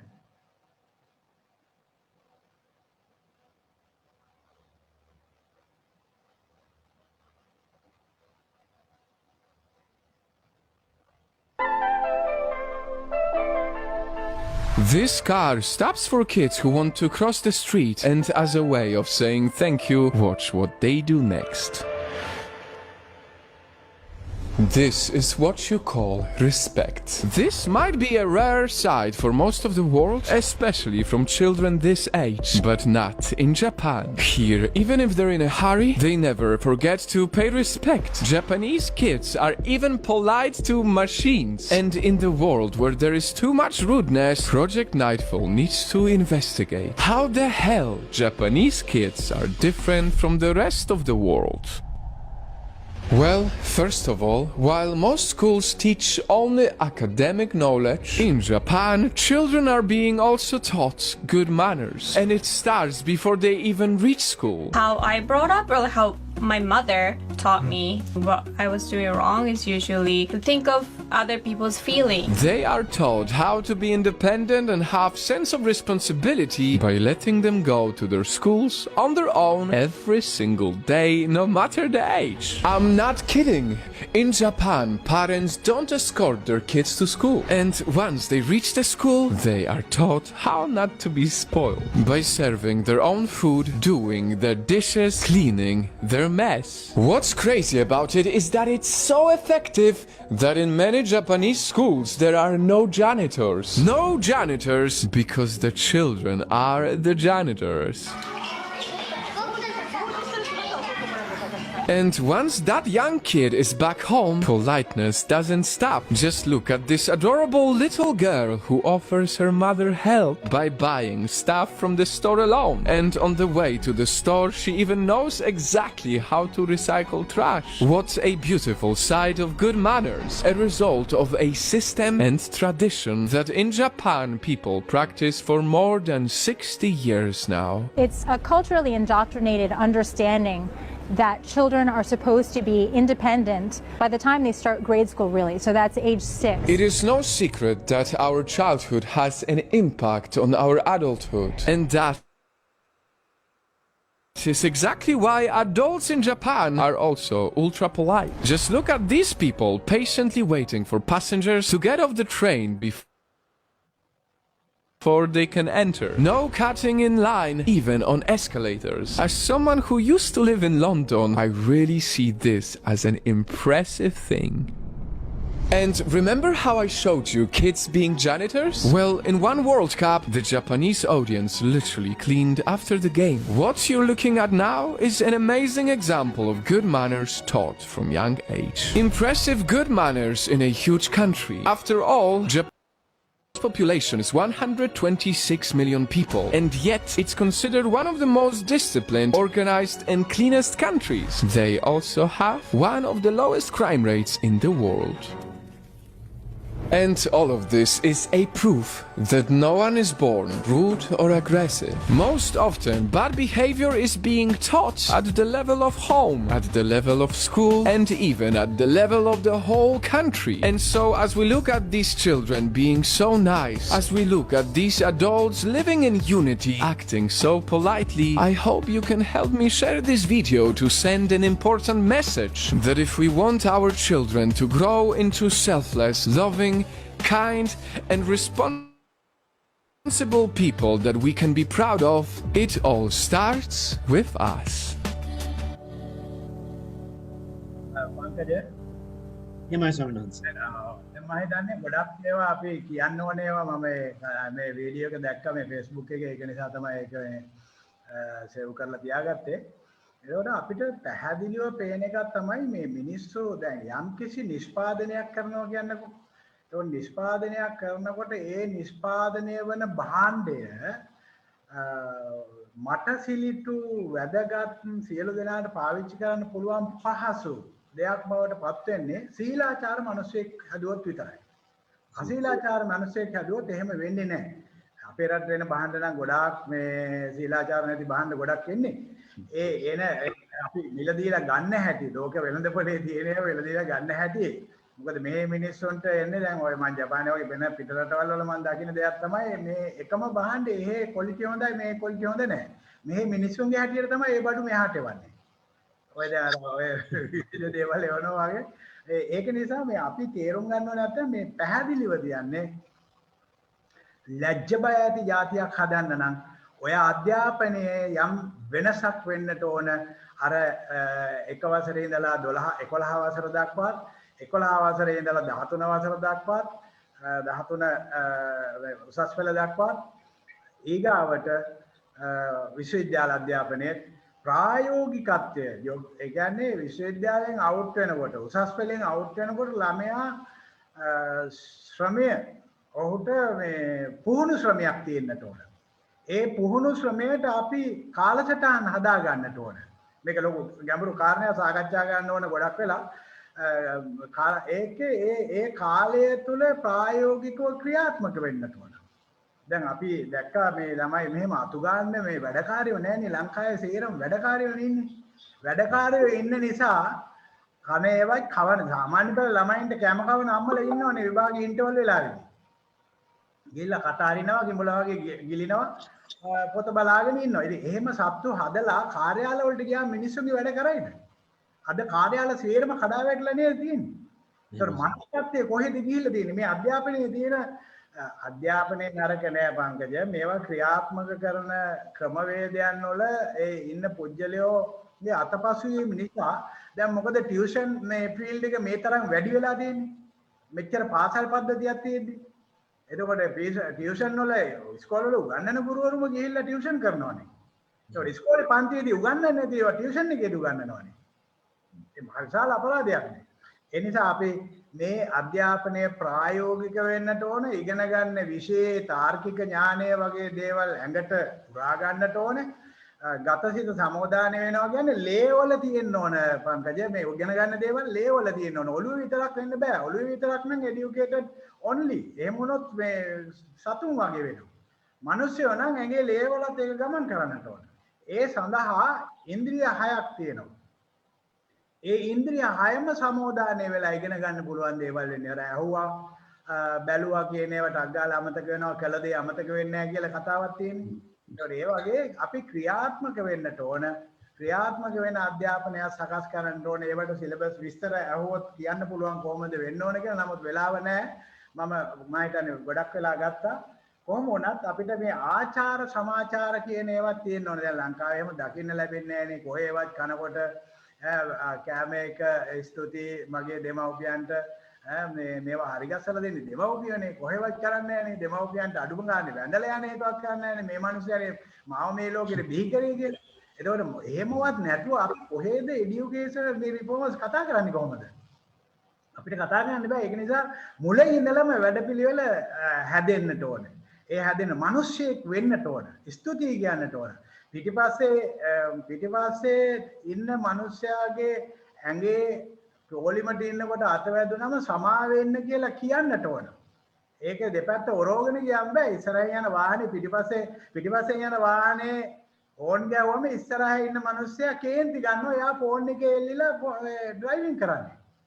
එතකොට එයා යනවා පාර මැද්දේ. අනිත් එක්කනට ඉස්සර කරගන්න බෑ. එයා ගහගන්න එනවා හෝන් ගැවුවම පිටිපස්සේ. ඉතින් ඒ වගේ ඉවසන්න බැරි જાතියක් දැන් ඔබ වීඩියෝ එකෙන් දකින්නට ඇති. අතුපතු ගාගන්න ඒවා සුද්ධ පවිත්‍ර කරගන්න ඒවා ඉතින් දැන් පාර හරහා ගිහිල්ලා එහා පැත්තට ගිහිල්ලා ආක බලාගෙන යන්නේ නැහැ. ස්තුති කරලා යන්නේ. සමහර වෙලාවට තිබෙන වාහන නැහැ. වාහන නැතත් බව් කරලා යනවා. ඒ සීලාචාරකම තමයි මේ තරම් විශාල නිෂ්පාදන ක්‍රියාවලියකටයි ලෝකයේ ජනප්‍රිය වෙන්න ජපානයේ ප්‍රධාන හේතුවක් වෙන්නේ ඒවා. සීලාචාරකමත් එක්ක නිෂ්පාදනය යන්න ඕනේ. එහෙම නැත්නම් අසීලාචාර නිෂ්පාදනයක් වුණොත් ඒ මානව හිතවාදී වෙන්නේ නැහැ. එතකොට විශ්වවිද්‍යාලවල උනත් මම හිතනවා දැන් මේ තියෙන ක්‍රමවේදයට මම කියන්නේ නැහැ මේ ආම්දුරු වගේ ෆාදර්ස්ලා වගේ ඉන්න ඕන කියලා. නමුත් මේ මිනිස්සුන්ට සීමාවක් තියෙනවා. මොකද මිනිස්සු කියන්නේ යම් බන්ධනයක ඉන්න කට්ටියක්. මිනිස්සුන්ට සතුන් වාගේ හැසිරෙන්නට බෑ. කොහේ ගියත් වැසිකිළියට යන්න එපා. වැසිකිළියට යන්න නැතුව ඒ දේ කරන්න බෑනේ. අපිට හිතන තැන්වල ඒ වගේ අපේ ලිමිට් තියෙනවා. අපේ සීමාවන් තියෙනවා. මිනිස්සෙක් වුණාම සීමාවන් තියෙනවා. ඇඳුම් අඳින්න බෑනේ. Tamanට ඕන විදියට සමාජයේ ඇඟ වැහෙන්න යම් පිළිවෙලකට අඳින්නට ඕන. ඉතින් වැරදි විදියට ඇඳුම් ඇඳොත් සමාජයෙන් ගැරහීම් වගේ දේවල් එන්නේ. ඉතින් අර ඒ පිළිවෙලක් නැති වුණාම කන්න බොන යන එන අඳින පළඳින නිදා ගන්න වැඩ කරන ඒ තැන් වල උදෑසන සුබ උදෑසනක් වේවා කියන ඒවා සුබ දහවලක් වේවා කියන සුබ රාත්‍රිය මිනිස්යන්ටනේ මේ අධ්‍යාපනයේ තියෙන්නේ. ඒකෝට ඒ ආචාර ධර්ම කිසිවක් නැතුව නිකන් ඔහේ ඉබාගාතේ වැනෙන මෝල් ගස් වගේ මිනිස්සු වුණොත් එහෙම කිසි තේරුමක් නැහැනේ සමාජයේ. ඒ නිසා මේවා ඔක්කොම ඇතුළුව විශ්වවිද්‍යාලවල වුණත් ඔවුන්ට දෙන්න ඕන යම් කිසි කාල පරාසයක් ගිහිල්ලා වැඩ කර දැනුත් තියෙනවා. නමුත් ඒව එච්චරම සාර්ථක නැහැ. ගිහිල්ලා වැඩ කරලා අවුරුද්දක සාතිකයක් අරගෙන එන්න කියලා. ඒ දැන් හැබැයි මේවට විස්තර තියෙනවා ගොඩක්. ඒ කියන්නේ ඒව ගිහිල්ලා පරීක්ෂණය කරන්න ඕන විශ්වවිද්‍යාලවල. නියෝජිතයෝ ගිහිල්ලා මේ දැන් අහවලා ආවද කොච්චර පැය ගාණක් වැඩ කරාද ඔහු ස්ටඩි කළේ මොනවද කියන වෛද්‍යාංශේ නම් වෛද්‍යාංශ ඉංජිනේරු වංශ නම් ඉංජිනේරු වංශ වෙනත් අංශවල නම් ඒ අංශවල ඒ ගිහිල්ලා බලලා පරීක්ෂා කරලා ඒ ලකුණු වාර්තා යවන්න ඕන විශ්වවිද්‍යාලයට. එතකොට තමයි යාට සහතිකය දෙන්නේ. ඉතින් මේ විදිහේ වැඩපිළිවෙල එක වසරේ ඉඳලා පෙළ ගැහෙන්නට ඕන. මොකද අධ්‍යාපනය කියන්නේ මේ භාවනා කරලා නිවන් දකින්නම කරන දෙයක් නෙවෙයි. මේ ක්ෂේත්‍රයේ වැඩ කරන ජනතාවගේ සමාජිකයෙක් වෙන්න. මේ සමාජයේ සමාජිකයෙක් වෙන්නට ඕන. එහෙමනම් අර විදිහේ සැලැස්මක් වෙන්නට ඕන. ආචාරශීලී වෙන්න ඕන. ලැජ්ජ බය ඇති මිනිස්සු වෙන්නට ඕන. එහෙම නැත්නම් සමාජයේ කවදාවත් ගොඩ ගන්න බෑ මේ අධ්‍යාපන මොනතරම් ප්‍රතිසංස්කරණ ආවත්. ඒ ලැජ්ජ බය කියන එක ලදරු කාලේ ඉඳලාම උරු කරගෙන යන්න ඕනේ. ඒක පෙන්වන්න තමයි මම ওই වීඩියෝ එක දැම්මේ. එතකොට දැන් එහෙ වැඩ කරන මිනිස්සු නෑ. ඒ වැඩ කරන අය සේරම තමන්ගේ කාර්යාලවල තමන්ගේ টয়ලට් තමන් හොද ගන්නවා. කොච්චර ලස්සනද බලන්න ඒක. අපේ කිව්වොත් එහෙම ඔලු පලා ගන්න වෙනව නේද? ලංකාවේ කිව්වොත්.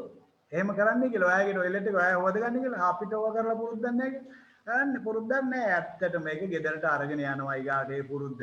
ඒ පුරුද්ද ගෙදරට අරගෙන ගියාම ගෙදර টয়ලට් එකත් මහා අපවිත්‍ර තැනක් බවට පත් වෙනවා. මෙන්න මේවා සියල්ලක්ම වෙනස් වෙන්න ඕන පංකජ. එහෙම නැතුව මේ වැඩපිළිවෙල සාර්ථක කරගන්න අපහසු වෙනවා. With that, I think I can direct the same question to Rotary and Shanas. What is your take on this in a brief sense?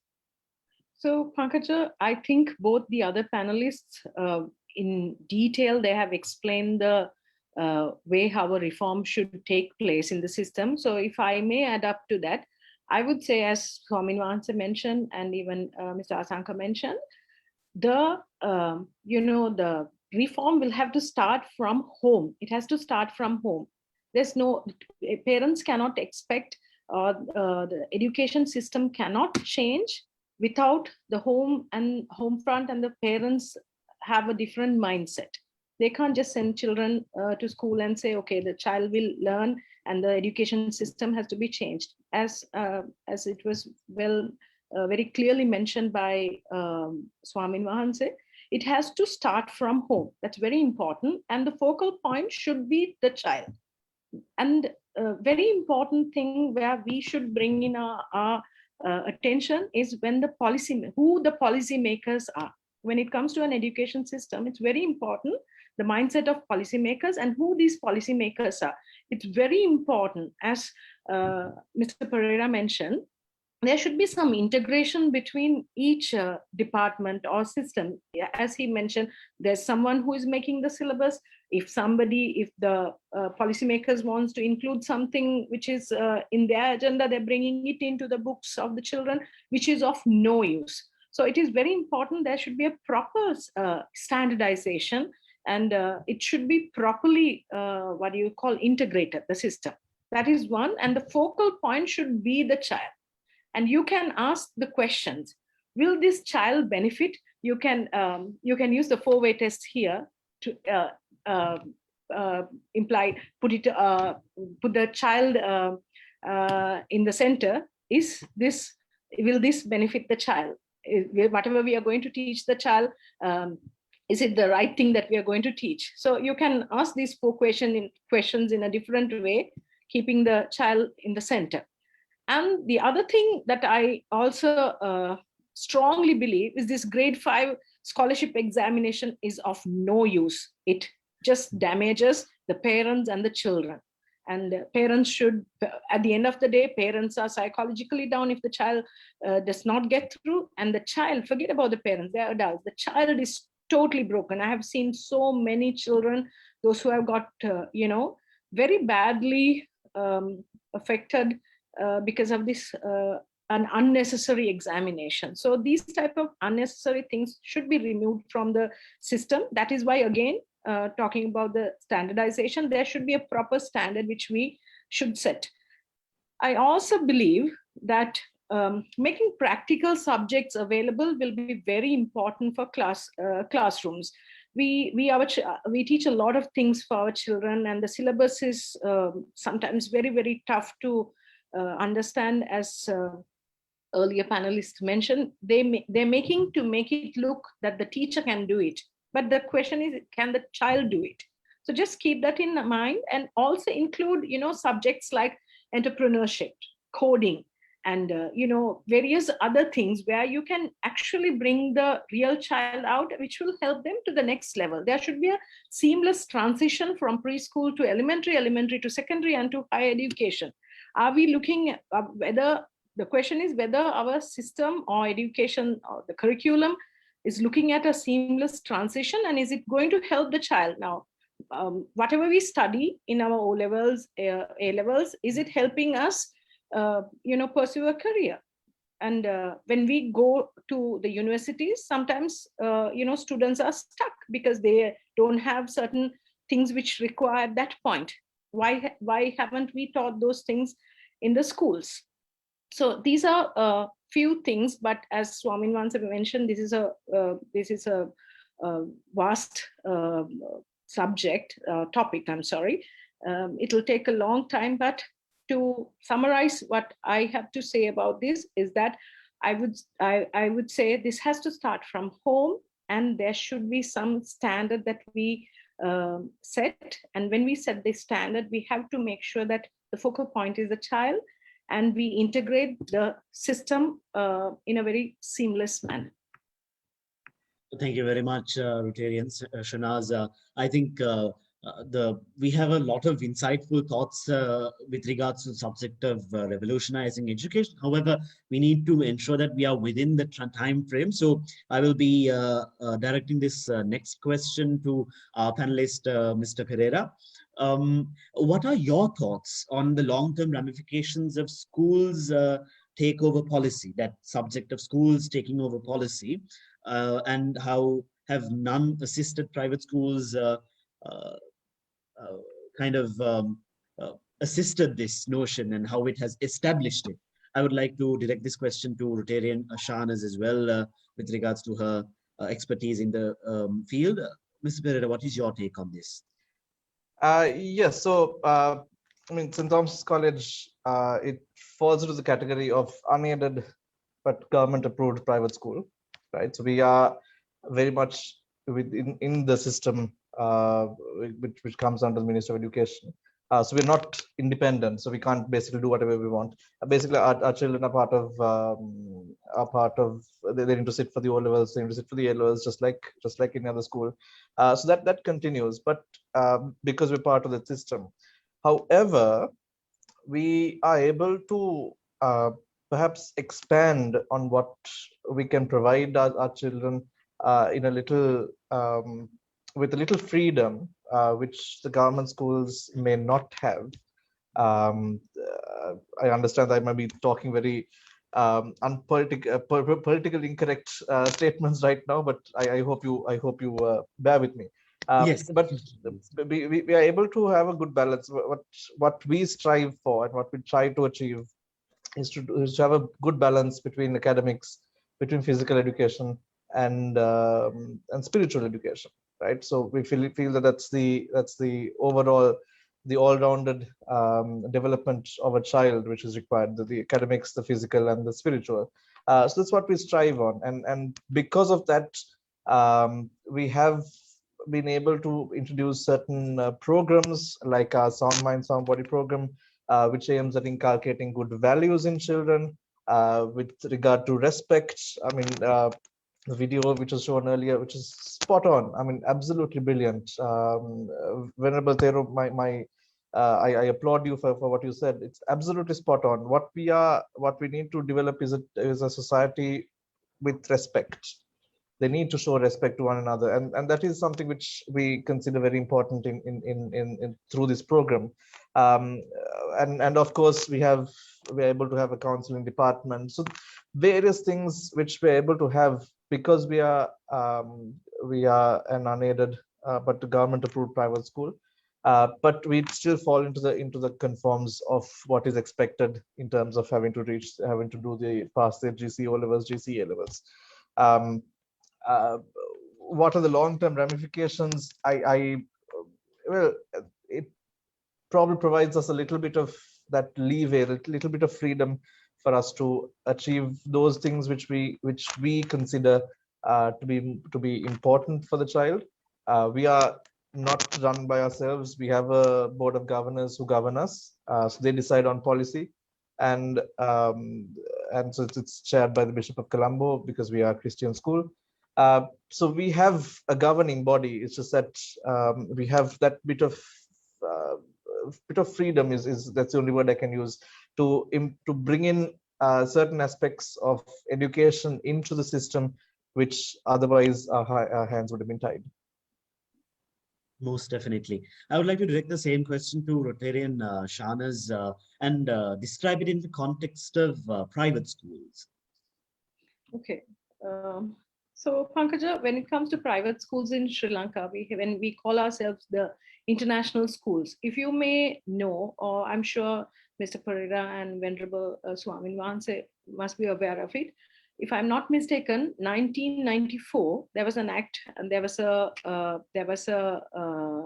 bill passed that no private individual can start an international school. So whoever started schools before 1994, if I'm not mistaken, was approved by the Education Ministry and the Department of whatever the education related bodies here in Sri Lanka. So even when they gave permission at that point for individuals to start international schools, there was a long, what do you call, questionnaire or survey, long process.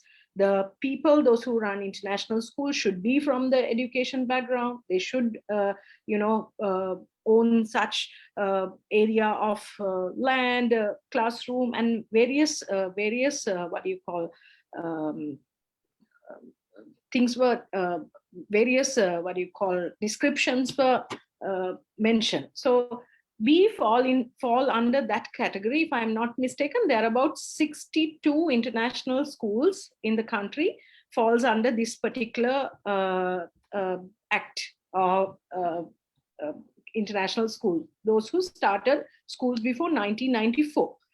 And we were the 16th international school in the island, and the first in the central province, and first in the North Central province. North Central, we started in 2005, and Central province in 1991.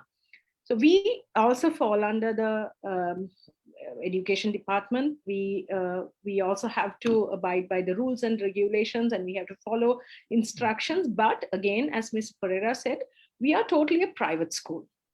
We are obviously a commercialized school. It is a business as well. But again, we are dealing with children. We have to be very, very, mindful about what sort of freedom do we take in terms of, policy making or whatever. So though we are a private school, my organization, we have brought in a Canadian brand, which is the first global school to Sri Lanka. So it goes as Maple Bear Global School, which is managed, or which is the policies are made in Vancouver, back in Canada. So this is a wonderful curriculum. Why we have adopted that here in Sri Lanka is that we are actually rebranding our other schools back in Anuradhapura and Matale also into this brand, because this has a different approach to whatever we had been doing for past 30 years. Our school is 30 years old. We are on the 31st year. So we are changing, because this gives us, this particular program, this particular syllabus gives us an entirely different dimension to education. As Venerable Swaminathan mentioned and played in that video clip, we teach our children hands-on experience education. We also have a wonderful subject included into all subjects from morning till evening, which is actually value education, but it's been integrated with the other subjects during the day. So it's entirely a different program what we are conducting right now. We adopted this in 2017. We were to go to the next level in last year, but we couldn't do anything because of COVID, and everything is at a halt. So when it comes to, so I'm representing the private educators today at this forum. What I would say is, it is very important, just because we are a private school and we are an international school, or whichever the way you call it, does not give us the liberty to do whatever we want to do, because we are dealing with children. Saying that, there are, I think, there are a few other questions related to this. I'll take this to the next question as well. There are times that, the private sector had been looked in a different, eye, with a different eye, because of, various malpractices. So to answer to your question, Pankaja, so this is where we stand as a private school. And I think we are also in a place where we can, do more than what a state school is doing towards the children, because we have that liberty to do that. Thank you very much, Rotarian Shahnaz. I think you answered your next question as well. Thank you very much for that as well. අවසරයි අපේ හැමදෙරෝනේ මේ ඊළඟ ප්‍රශ්නය ඔබ වහන්සේට පමණක් යොමු වෙන ප්‍රශ්නයක්. ඔබ වහන්සේගේ රාජ්‍ය ප්‍රතිපත්ති හා සම්බන්ධ අත්දැකීම් ආශ්‍රයෙන් ප්‍රතිසංස්කරණ සඳහා යම් යම් ශ්‍රේෂ්ඨ තිබේන ශ්‍රී ලංකාවේ අධ්‍යාපන ප්‍රතිසංස්කරණ වලට බාධා කරන විවිධ පරිපාලන රතුපටි සහ සමස්ත බාධාවන් මොනවාද යන්න පැහැදිලි කරලා දෙන්න යයි තමයි මාගේ ඊළඟ ප්‍රශ්නය අපේ හැමදෙරෝනේ. අවසරයි ස්වාමීන් වහන්සේ. පංකජ, මම සමහර ඒවා ඉස්සර වෙලා කල්ැතුව මේ සඳහන් කළා. එහෙමයි ස්වාමීන් වහන්සේ. සාමාන්‍යයෙන් ඒ දැනට ඔය තියෙන පහවසර, දැන් මම කතා කළානේ, පහවසර කාරණේ කතා කළා. පහවසර ශිෂ්‍යත්වය ළමයින්ට උචිත නැහැ කියලා මේ අනිත් දේශකවරු දෙන්නමත් කිව්වා. එතකොට ඒ වගේ දේවල් සහ මේ එක වසරේ ඉඳලා යන මේ සිස්ටම් එකේ වෙනස් වීම කියන ඒවා මම ඉස්සෙල්ලා කිව්වේ මේ විෂය අධ්‍යාපනයේට මුල් තැන නොදී ප්‍රායෝගිකීකරණය වෙන්නට ඕනේ. ප්‍රායෝගිකීකරණය කියලා කියන්නේ විෂය ඉගෙනීම දැන් තියෙන්නේ බොහෝ දුරට අච්චුපොත තියෙනවා. අච්චුපොත තියෙනවා, අභ්‍යාස ටික තියෙනවා. ඒකේ කරන්න ඕන ක්‍රියාකාරකම් ටික තියෙනවා. ඒකට ගුරුවරයෙක් ඕනද කියලා ප්‍රශ්නයක් එනවා නේද? එහෙම ඒව ගැන හිතන්න වෙනවා. දැන් ඉස්සරහට මේ සාමාන්‍ය මම දැකලා තියෙනවා මේ පාඩම් පොත් තියෙනවා ගුරුවරුන්ට වෙනම දීලා තියෙනවා මේ ගුරුවත් පොත් ගුරුවරු පුහුණු කරන්න ගුරුවරයෙක් වශයෙන් කටයුතු කරන්න. එතකොට ඒවා හරහා ඔය අභ්‍යාස වගේ දේවල් ක්‍රියාත්මක වීම උචිතයි දෙනවා. ඒව දුන්නම දැන් තියෙන ටිකක් නැති වෙයිද දන්නේ නැහැ. එහෙම බයකුත් තියෙනවා. මේ කොහොම වුණත් ඒ සිස්ටම් පිළිබඳව නැවත අවධානය යොමු කළ යුතුයි. පහවල්සර නම් අනිවාර්යෙන් නැති ගන්න ඕනේ. නැත්නම් ලංකාවේ නිකන් එඩියුකේටඩ් කියන පිරිසක් තමයි දිහි වෙන්නේ. ඉතින් ඒ එඩියුකේටඩ් උගත්තු විතරක් වුණාම වැඩක් නැහැනේ මිනිස්සුયો නෙවෙයි නේද? ඉතින් ඒක ඒ වගේ දේවල් වලට අපිට මේ දැන් තියෙන පරිපාලන ක්‍රමයේ තියෙන අඩුපාඩු කියලා ඉතින් විශේෂයෙන් කතා කරන්න බෑ. නමුත් පොදුවේ මම කියන්න කැමති නිලධාරී සහ දෙමව්පියන්ට සහ නිලධාරීන්ට මේ තියෙන ගැටලු සාමාන්‍ය ජනතාවගේ ප්‍රශ්න සීලාචාරව විසඳන්නට ඔවුන් ආචාරශීලීව පිළිගන්න කියන ඒවා. ඒ පළාත්වල ඒ ගුරුවරුන්ගේ ප්‍රශ්න නිලධාරීන් විසින් නිලධාරීන්ගේ ප්‍රශ්න ගුරුවරු අහුම්කන් දීම ගුරුවරුන්ගෙත් තියෙන ඒවා ගුරුවරු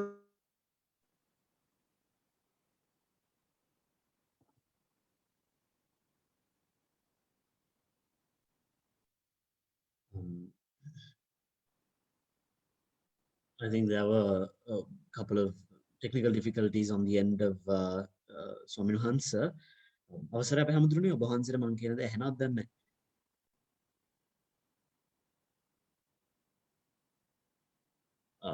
I think Swaminathan is just disconnected due to some technical difficulties on Swaminathan's end. So I think after Swaminathan rejoins, I think we can conclude the session. However, I would like to move on from that question until the technical difficulties are sorted out. So there's a question from the audience. I think I shall ask that, and this audience question is open to whomever wants to answer the question. What are your thoughts on the emphasis placed on sex education in Sri Lanka, and what must change?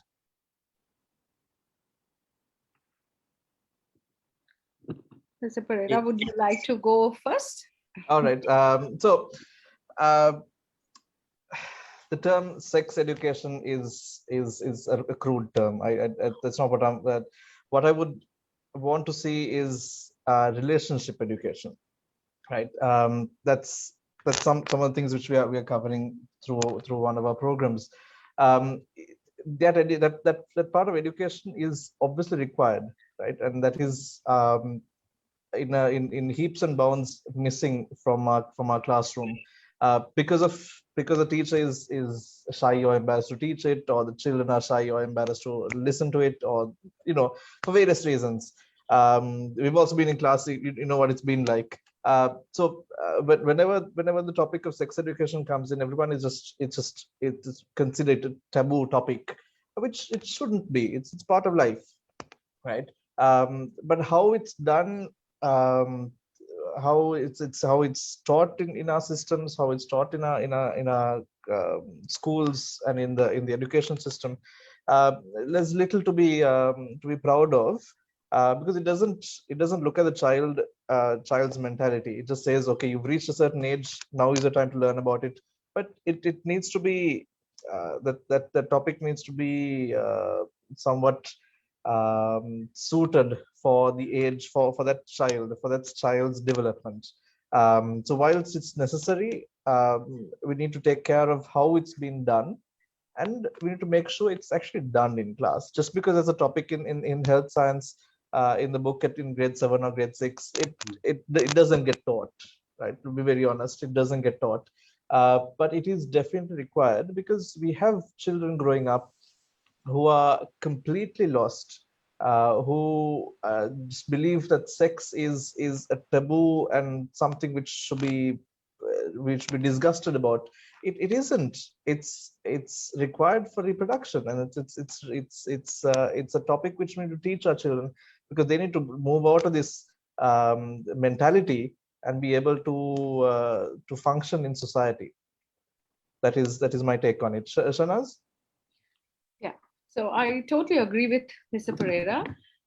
It is a taboo topic, but it is very important that we address this and we talk to our children. Now, I think again, it's the system. I think the government school textbooks, they have this under reproduction and reproductive system. So children are very curious. I also was told, not now, sometime back, some of the teachers, they just skip. And this is long back, probably when maybe when I was in school or like, little later, I remember I was told that the teacher had asked the children to, clip those pages with a stapler to clip it so that, the children don't. So this is going to trigger the curiosity of the children. Now, for a child, if you say, don't see that, they want to definitely go see that. So you shouldn't make it look, so odd. And we also have to keep in mind, we come from we have been brought up in a country where we have our cultural values, traditions, heritage, and, values that our families give us. All that has to be kept in mind. But we have to address this, and it has to put to the child in a very tactful manner. It has to be diplomatically addressed, and it has to be transparently addressed. And it doesn't have to be like, it doesn't have it. Now, I also saw recently in one of the platforms that I saw, one mother had shared this particular video, which talks about sex education in a very, this is for small children. Somebody had made a video which talks about sex education in a very, very, very bad manner, not appropriate way, but they call it, it is in one of the education systems. It is in the curriculum. So I would say you have to, it's a very sentimental topic. So you have to make sure that you talk to the children about it, because if you see, there's a lot of child abuse happening, and a lot of children are not aware that they've been abused. And there are very sensitive things which we start early as 18 months. We admit children for our preschool from the time they're 18 months for early toddler group. We teach them the good touch and the bad touch in a very beautiful manner, maybe through songs, and it is how you open up the box. It is a sensitive topic. You have to address it, and you definitely have to address it. You cannot, it cannot sit in the closet as a skeleton.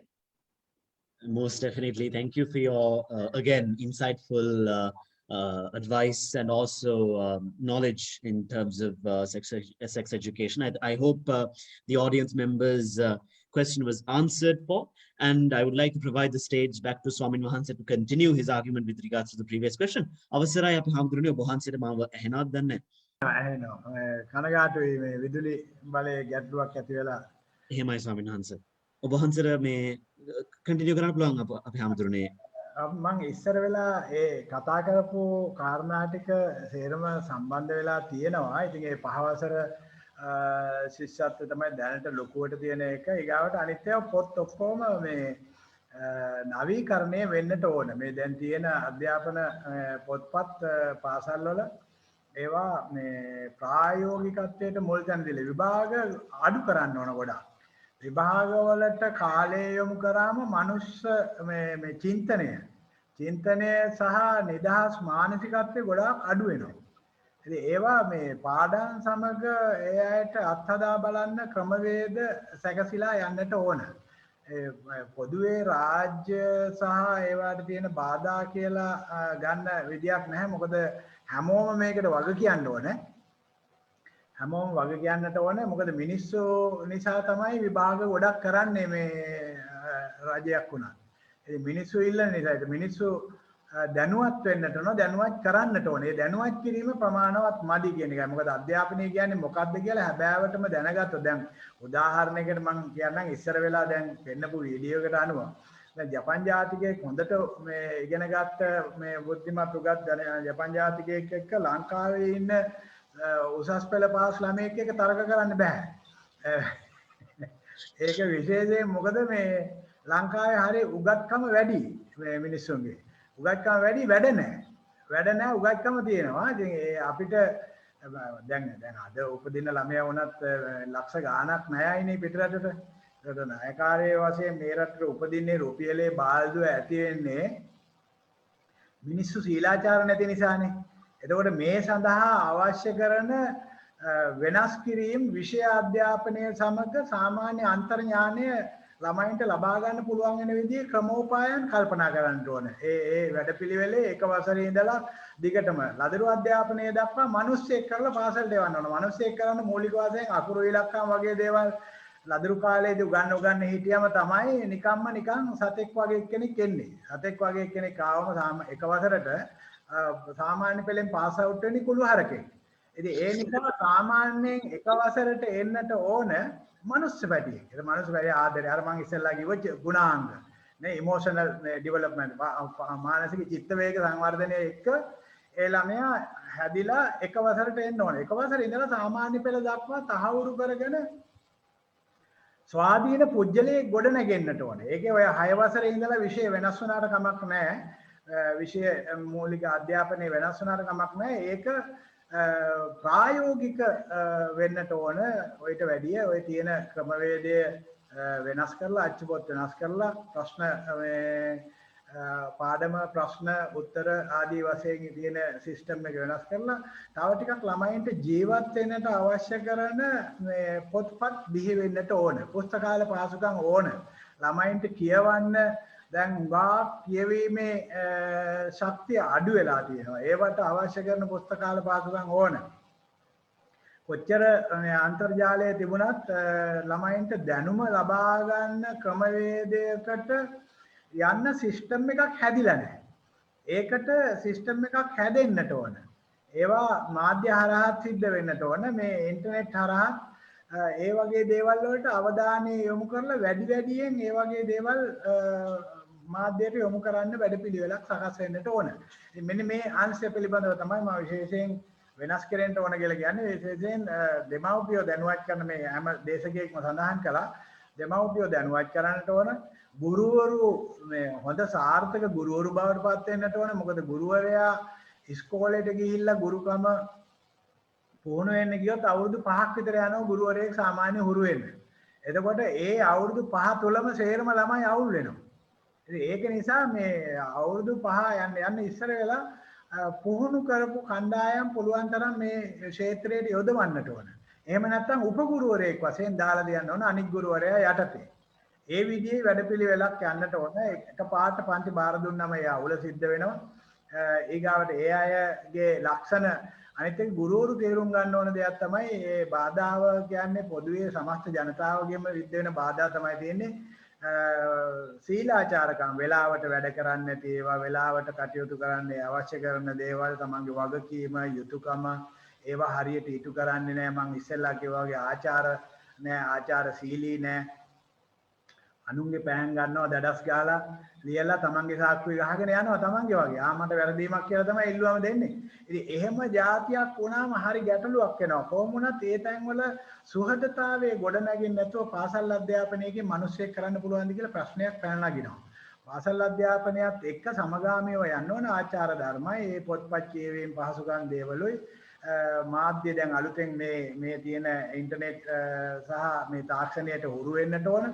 ඒවා පිළිබඳ දැනුවත් කිරීම ඒවා පහසු ලෙස පාවිච්චි කරන්නට පුළුවන් software ආදී දේවල් නිර්මාණය වෙලා වෙළඳපළට එන්නට ඕන. ඒවා අඩු මිලකට විකිනෙන්නට ඕන. රාජ්‍ය විසින් භාගයක් වියදම් කරලා ඉතිරි භාගය ඒ අයට ගෙවලා ගන්න පුළුවන් සිස්ටම් එකක් හැදෙන්නට ඕන. එහෙම වුණොත් ඔය පාරවල් හදනවා වගේම වැදගත් එකක් ඒක. පාරවල් හදනවා වගේම වැදගත් එකක්. ඒ දැන් පාරවල් ගොඩක් නිර්මාණය වෙලා යනවා. ඒක හොඳ දෙයක්. ඒ වගේ රටක් දියුණු කරන්න මූලික වශයෙන් අවශ්‍ය කරන දේවල් තමයි මේ ඉන්ටර්නෙට් මේ සහ ওই තාක්ෂණය විද්‍යුත් තාක්ෂණය තව දියුණු කරන්න එයාට පහසුවෙන් ගන්න පුළුවන් වෙන්නට ඕන. මෙන්න මේ බාධක නැති වුණොත් අධ්‍යාපනයේ ලොකු වෙනසක් කරන්න පුළුවන් වෙයි කියලා මම විශ්වාස කරනවා. එහෙමයි ස්වාමීන් වහන්සේ.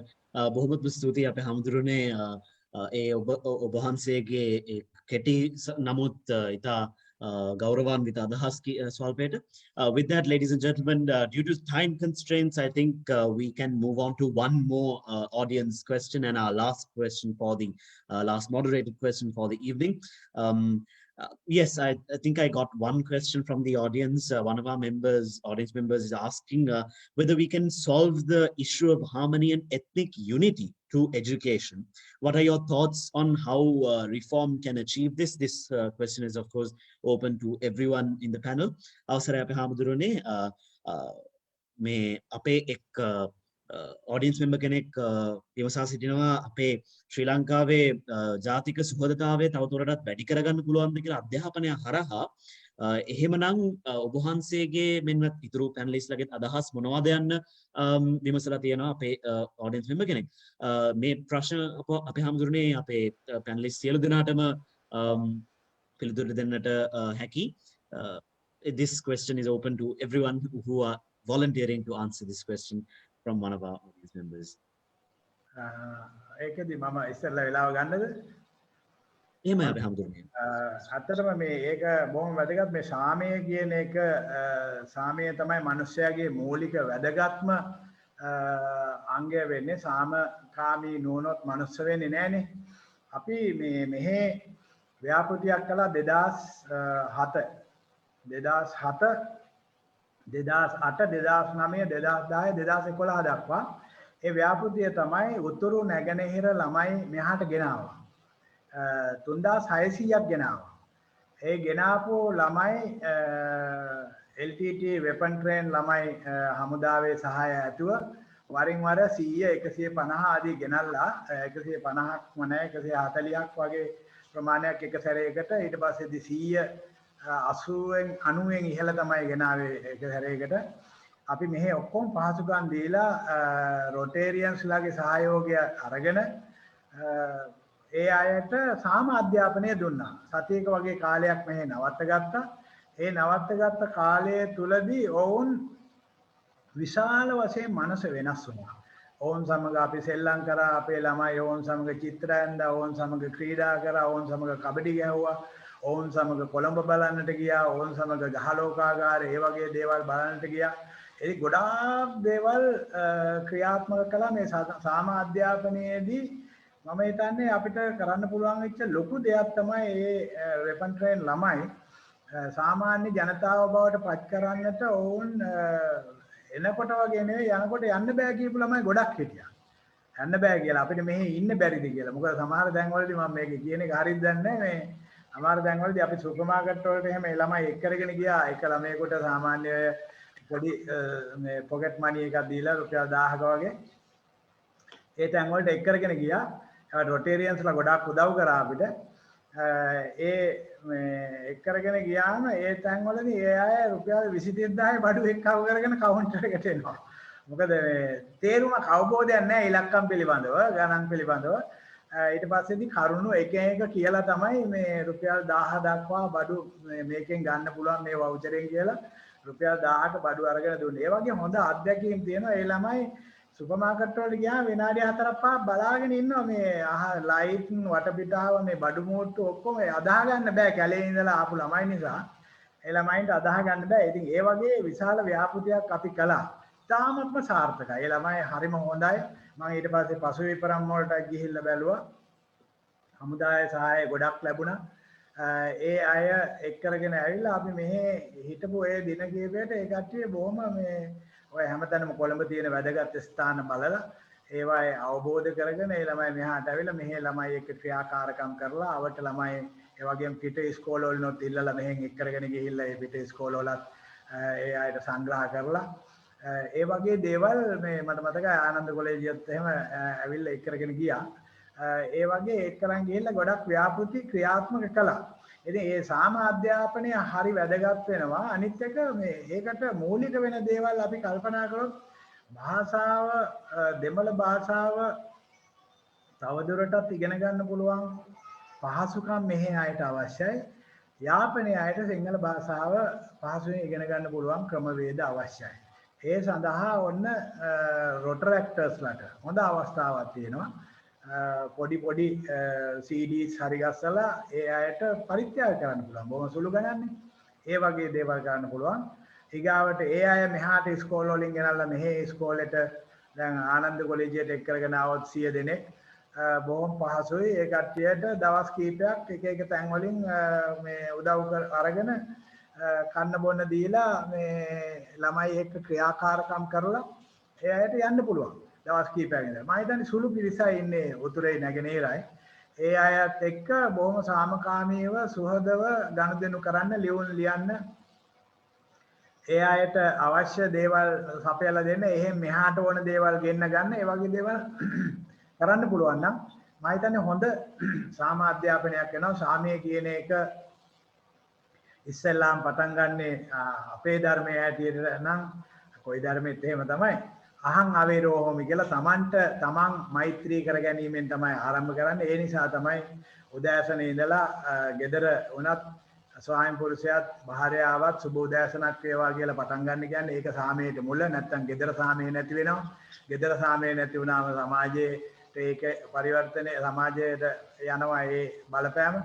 ඒ නිසා ළමයි ඒක දිහා බලාගෙන ඉඳලා හැමෝටම සුබ උදෑසනක් වේවා කියන්නේ ස්තුතියි කියන්නේ ගත්ත දේ ගත්ත තැනින් තියන්න වැටිච්ච දේවල් අවුලා තියන්න මේ හැම එකම සමාධ්‍යාපනයට සම්බන්ධයි. ඊගාවට තමන් වාඩි වෙලා හිටිය පුටුව නිසිපිලිවලට තබලා යෑම මේවා තමයි අරගල වලට මුල. කෝච්චියේ වාඩි වුණාම කුරුටු ගිලියන්නේ නැතුව වාඩි වෙලා තමන්ගේ ඒ ඉඩ කකුල් පළල් කරගෙන වාඩි වෙලා තව කෙනෙකුට සීට් එක නොදීම සමාධ්‍යාපනය නැති වෙනවා. සාමය නැති වෙනවා. ඒ සාමය ඇති වෙන්න නම් පොලිමේ ඉන්නවනේ ඉවසගෙන අර ඉස්සෙල්ලා මම වීඩියෝ එක පෙන්නුවේ ඒක නිසා ඒ අයට සාමය ලබා ගන්න නම් හැසිරෙන හැටි ඉස්සෙල්ලා කියලා දෙන්න ඕන. කන්න ඕන අර තියෙනවනේ චපු කාරකම් සුරුසුරු කාරකම් කියලා බෞද්ධ අධ්‍යාපනයේ තියෙනවා මේ චව් ගාලා කන්න නැතුව සුරුසුරු ගාලා අන්නේ නැතුව අතේ ඇඟිලි මෙහෙම මේ පල්ලෙහා ඉඳලා ලේව කාගෙන එන්නේ නැතුව ඊගාවට ඉඳුල් අතින් අනිත් භාජන අල්ලන්නේ නැතුව ඉඳුල් අතින් මේ වෙනත් භාණ්ඩ අල්ලන්නේ නැතුව කැම පිළිවෙලට කන මේ වගේ මේ ටේබල් මැනර්ස් ටේබල් එටිකට්ස් තියෙනවා. මේවා මූලික වශයෙන් උගන්වලා ඉන්න ඕන ළමයින්ටයි මිනිස්සුන්ටයි. වැඩිහිටියොත් ඉගෙන ගන්න ඕනේ. එතකොට තමයි සාමය ඇති වෙන්නේ. ගෙදර සාමයක් ඇති වුණොත් තමයි රටට සාමයක් දෙන්න පුළුවන් වෙන්නේ. රටට සාමයක් දෙන්න නම් ඒ පුජ්‍යලයෝ දැන් අනින තරුණ ජීවිත අපි දන්නවා පාරේ යන්න දන්නේ නැත්තම් පාරේ යන මිනිස්සුන්ට කෝටු වලින් ලී වලින් ගහලා උන් පේමන්ට් වල ඒ මිනිස්සු අදගෙන වැටලා මැරෙනවා. ඒ සාමයක් ඇති වෙන්නේ නැහනේ. ඊගාවට කානු බ්ලොක් වෙලා පොලිතින් හැමතැනම දාලා ඒවා පිරලා ඉතිරලා යනවා කිසි කෙනෙක් බලන්නේ නැහැ. ඒ අදාළ අය බලන්නෙත් නැහැ, මහ ජනතාව බලන්නෙත් නැහැ. හැමෝම අර විස බීජ ආශ්‍රය යන ඔක්කොම ලෙඩ වෙනවා. විවිධ රෝග වලට මේ සමහරවිට මේ වසංගත හැදිලා තියෙන්නේ අශීලාචාරකම නිසා ලෝකේ හැම රටකම වගේ ඒ තත්ත්වය නිසා වෙන්න පුළුවන්. ඉතින් ඒ නිසා අපි සාමය කියන එක ලෝක සාමයටත් හරි අවශ්‍යයි. මෙන්න මේ මිනිස්යාගේ මූලික වශයෙන් අවශ්‍ය කරන ඒ සාමය ක්‍රියාත්මක කරන්න පුළුවන් නම් මම හිතන්නේ හොඳ දෙයක්. මොකද මම ළමයි 3600ක් එහෙම මේ සාමාධ්‍යාපනයේ ලැබලා දීලා හොඳ අත්දැකීමක් තියෙනවා. ඒකෙදි ක්‍රියාකාරකම් තමයි ඔවුන්ට උඟාක් වැදගත් උනේ. ක්‍රියාකාරකම් හරහා භාෂාව නැතත් ලස්සනට යාළු වෙලා වැඩ කටයුතු කරන්න පුළුවන්. ඉතින් ඒ වගේ දේවල් මේ ඇත්තටම මේ මට මතකයි මම ජපානයේ යනකොට මට ජපන් භාෂාව බෑ. නමුත් ජපානයට ගිහිල්ලා මාස 2ක් යනකොට මට කතා බහ කරන්න පුළුවන්. මම මාස 3කින් විනාඩි 45ක දේශනාවකුත් තිබ්බා. ඒ කියන්නේ ඒ ක්ෂේත්‍රයට සම්බන්ධ වුණාම ඒ අයට ඒ අවස්ථාව ලැබෙනවා. ඒ පහසුකම් හැමතැනම ආචාර ධර්ම වල තියෙන්නට ඕන. භාෂාවේ තියෙන්නට ඕන. ඒ හැම කෙනෙකුටම මේ අවස්ථාව ලබා දෙන්නට ඕන. මනුස්ස ධර්ම වලට ගරු කරන જાතියක් වුණොත් මම හිතන්නේ ඔය සාමය සහජීවනයේ කියන එක අනිවාර්යයෙන්ම ලැබෙනවා. පිරිසුදුකමයි ලස්සනයි කියන එක. ලස්සන නැත්නම් කවදාවත් කිසිම දෙයක් කරගන්න බෑනේ. ලස්සන ඕනමයි. ලෝකේ පවතින ලස්සන මත. ලස්සන කියන්නේ ඔය පිරිසුදුකමයි, ඒ సౌందර්යය, ඒ වගේ දේවල්. ඒ විදිහට ක්‍රියාත්මක වෙන්න ඕනේ කියලා මම හිතනවා. හිමයි ස්වාමීන් වහන්සේ අවසරයි අපි හඳුරන්නේ. If any of you want to give your insight on this question, you have the stage.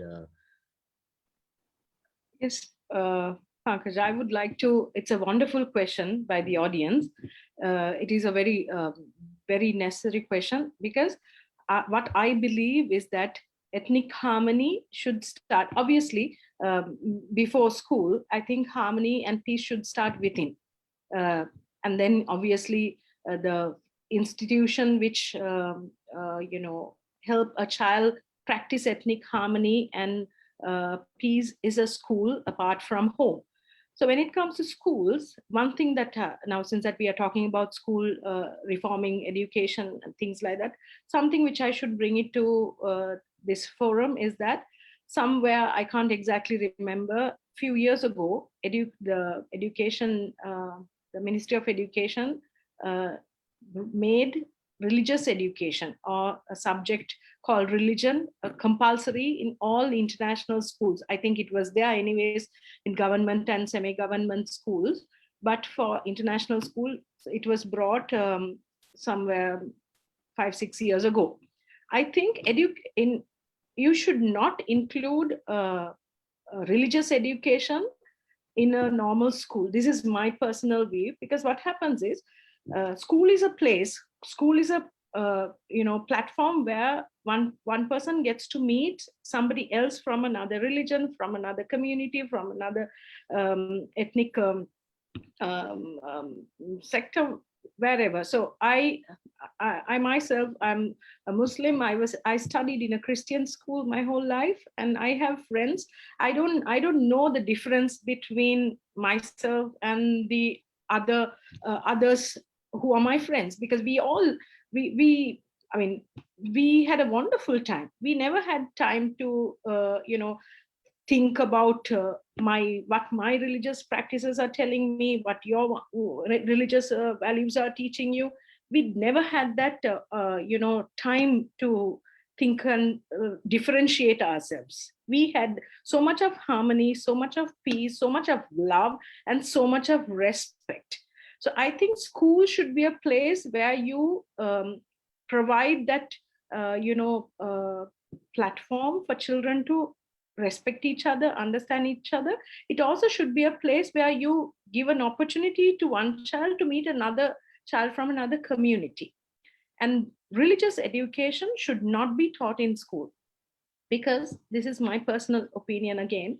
When religion was introduced, my kid was somewhere in grade 2 or whatever. She goes to another international school. She came back and she asked me, Mama, who am I? Am I a Muslim? I said, yes. Then she's like, okay, now we have other friends. So she mentioned X, whether my friend so-and-so is a Buddhist, my friend so-and-so is a Christian. She started talking and she was like, differentiating. Okay, so she was very confused at that point, because during that religion period, they were asked to, a group of children were asked to go to one place, another group was asked to go to another place. So that is where it starts. Like the children, think that they are different from the other. So I think school should be a place which encourages ethnic harmony and peace, and it should be a place where children actually start understanding and learning the other person's culture, traditions and customs, and learn to live together. Thank you. Thank you very much, Rotary and Shahnaz. Yes, Pankaj, if I will take over, basically to say, school should be one place where there is absolute and perfect unity. And when I use the word perfect, I mean it in that sense. It must be perfect, because you can't. That's the cradle. That's where you develop children to have that one mindset that we are all equal, and we are all equal. Whatever religion we belong to, whatever language we speak, it's all irrelevant. We're all human beings on earth, and that's what makes us one. And that important message must go to the children. And it must go from the schools, because that's where they, as Shana said, that's where you have the multi-religion, the multicultural, the multi-ethnic groups all coming together. And just because you belong to one religion, you speak one language, doesn't make you any different from another boy who is from a different culture, from a different background, right? And that's the one message we must emphasize on. We do that, but if we can do it more, I think it's if all schools can do it as part of the education system, that this is that we are one, we are all equal. That is the one message which needs to go out. True, we are a Christian school. True, we have religious religion as a subject of study, because you need to learn your own religion. Yes, but perhaps we need to expand on it and learn someone else's religion. Right? We need to learn, because all religions, whether however way you look at it, all religions have the same baseline, right? They all teach love, they all teach respect, they all teach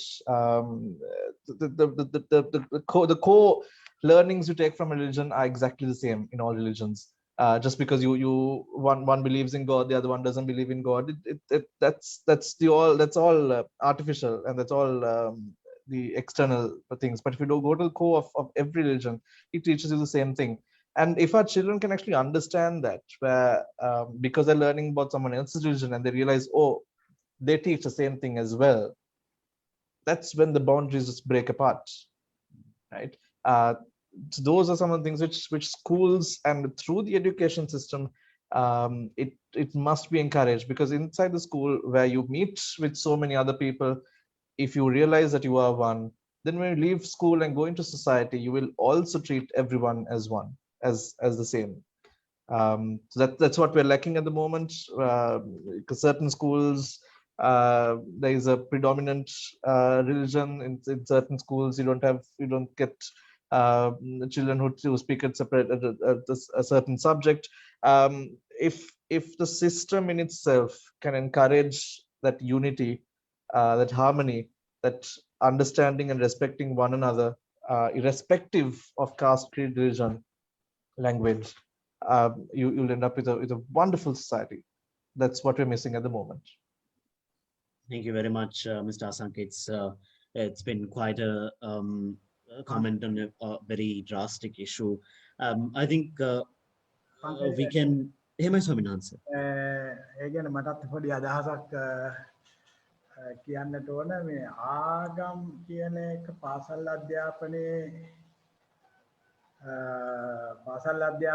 ඉවත් කරනවට වැඩිය පාසල් අධ්‍යාපනයේදී ආගම් ප්‍රවේශමෙන් ඇතුල් කළ යුතුයි. මගේ අදහස.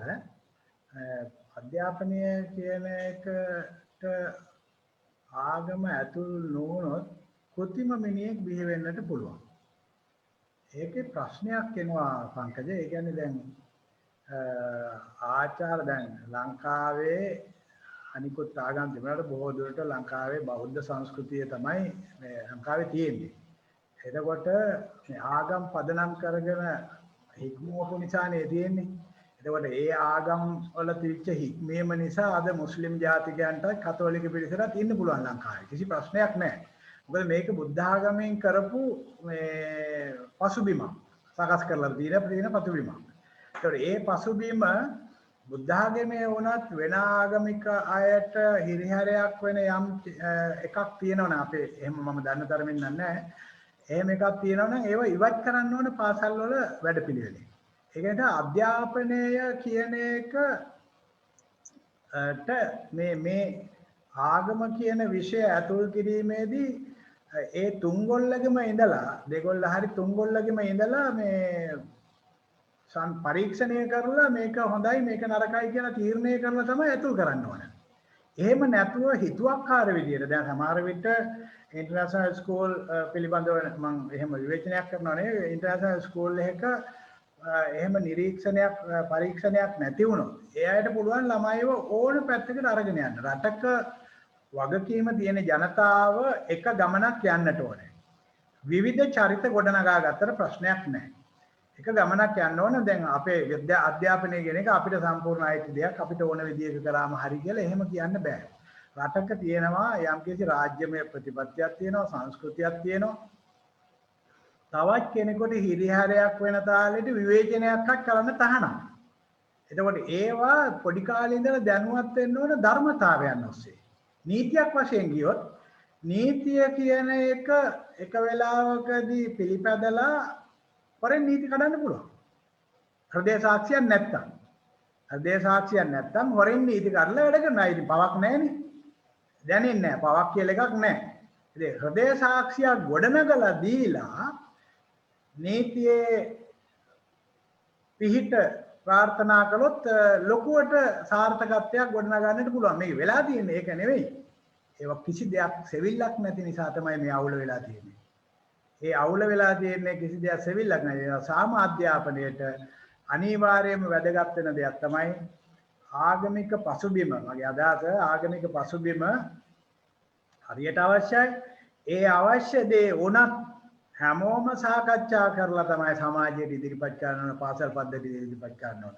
ආවට ගියාට ඉදිරිපත් කරන්න බෑ. මොකද එහෙම නොවුනොත් අනිවාර්යයෙන්ම કૃතිම මිනිස්සු බිහි වෙනවා, ප්‍රශ්න ඇති වෙනවා. දැනටත් මට සමහර තැන් වලින් මේ වෙලාවේ ඉදිරිපත් කරන්න බෑ කරුණු ගොඩක් තියෙනවා. ඒ වගේ මේ හරි કૃතිමයි ළමයි හරි કૃතිමයි මේ ආගමික පසුබිමක් නැති. දැන් අපි දන්නවා කතෝලික පාසල් වලට යන ළමයි හරි සීලාචාර ළමයි බිහි වෙලා ඉන්නවා. ඉතින් කතෝලික පාසල් පද්ධතියේ ඒ විනය තියෙනවා. බෞද්ධ ආනන්ද විද්‍යාලය වගේ ඉස්කෝලවල විනය තියෙනවා. ඉතින් ඒ බුදුදහමයි කතෝලික ධර්මය ඒ වගේ පාසල් ඒ පසුබිම ආගමික පසුබිමක් දීලා තියෙන නිසා ආගමික පසුබිමේ ලස්සනට යන්න පුළුවන්. හැබැයි ඒ ආගමික පසුබිම උනත් හැමෝගෙම සහයෝගය, සාකච්ඡාව, විමර්ශනය ඇතුව ඒ වැඩපිළිවෙල සකස් වෙන්න ඕන. එහෙම කළොත් තමයි සාර්ථක මනුෂ්‍යත්වයක් ගොඩනගෙන්නේ. එහෙම නැතුව ළමයි නිකන් අධ්‍යාපනය දුන්නොත් ඔය මානවීය සම්බන්ධතාවයේ ගොඩනගාගෙන කොච්චර කාල යන්න පුළුවන් වේද කියලා ගැටලුවක් එනවා. එයාගේ හෘදය සාක්ෂිය කියන එක ඉස්සර වෙලා ගොඩනගෙන්නට ඕනේ. ඒ හෘදය සාක්ෂිය තමන් අදහන ධර්මයත් එක්ක යන්නේ. ඒ අදහන ධර්මයේ යම් වැරද්දක් තියෙනවා නම් ඒක සාමූහිකව සාකච්ඡා කරලා විසඳ ගන්න ඕනේ. විශේෂයෙන් මේ වගේ විශාල ආගම් වල විවිධ ආගම් වල අය සිටින සමාජයක් වුණාම ඒක අනිවාර්යෙන් සාකච්ඡා කරන්න ඕන. මොකද ඒ අයගේ සිතුම් පැතුම් අනිත් අයට බාධාවක් නොවෙන්නට තියෙනවා. ඒ නිසා ඒවා පොදුවේ සාකච්ඡා කරලා ඒ පාසල් වල කටයුතු කරගෙන යන්න පුළුවන්. දැන් හැමෝම දැන් බෞද්ධ ඉස්කෝල වල ක්‍රිස්තියානි අය, මුස්ලිම් අය, ක්‍රිස්තියානි ඉස්කෝල වල බෞද්ධ අය, මුස්ලිම් අය, සිංහල අය හැමෝම යනවානේ බෞද්ධ මේ හැම කොටසක්ම. ඉතින් ඒ යන්න පුළුවන් වෙලා තියෙන්නේ ඒ ආගම් වල ඒ සාමකාමී වැඩපිළිවෙලක් ළමයින්ගේ හදවත්වල ජනිත කරලා තියෙනවා. ඒකෝට ඒක අපි කවුරුත් පිළිගන්නවා. හැබැයි පොඩි කාලේ ඉඳලා ආගමික උණුසුමක් තිබුණොත් තමයි ලස්සන මිනිස්සෙක් දී වෙන්නේ.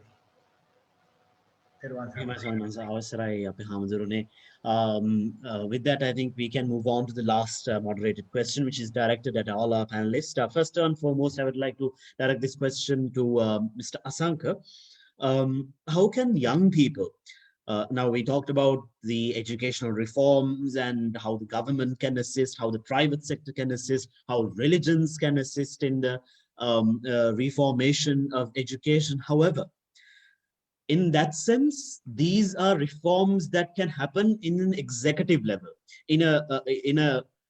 that can be implemented by someone who is maybe 30, 40, or even 80 years old.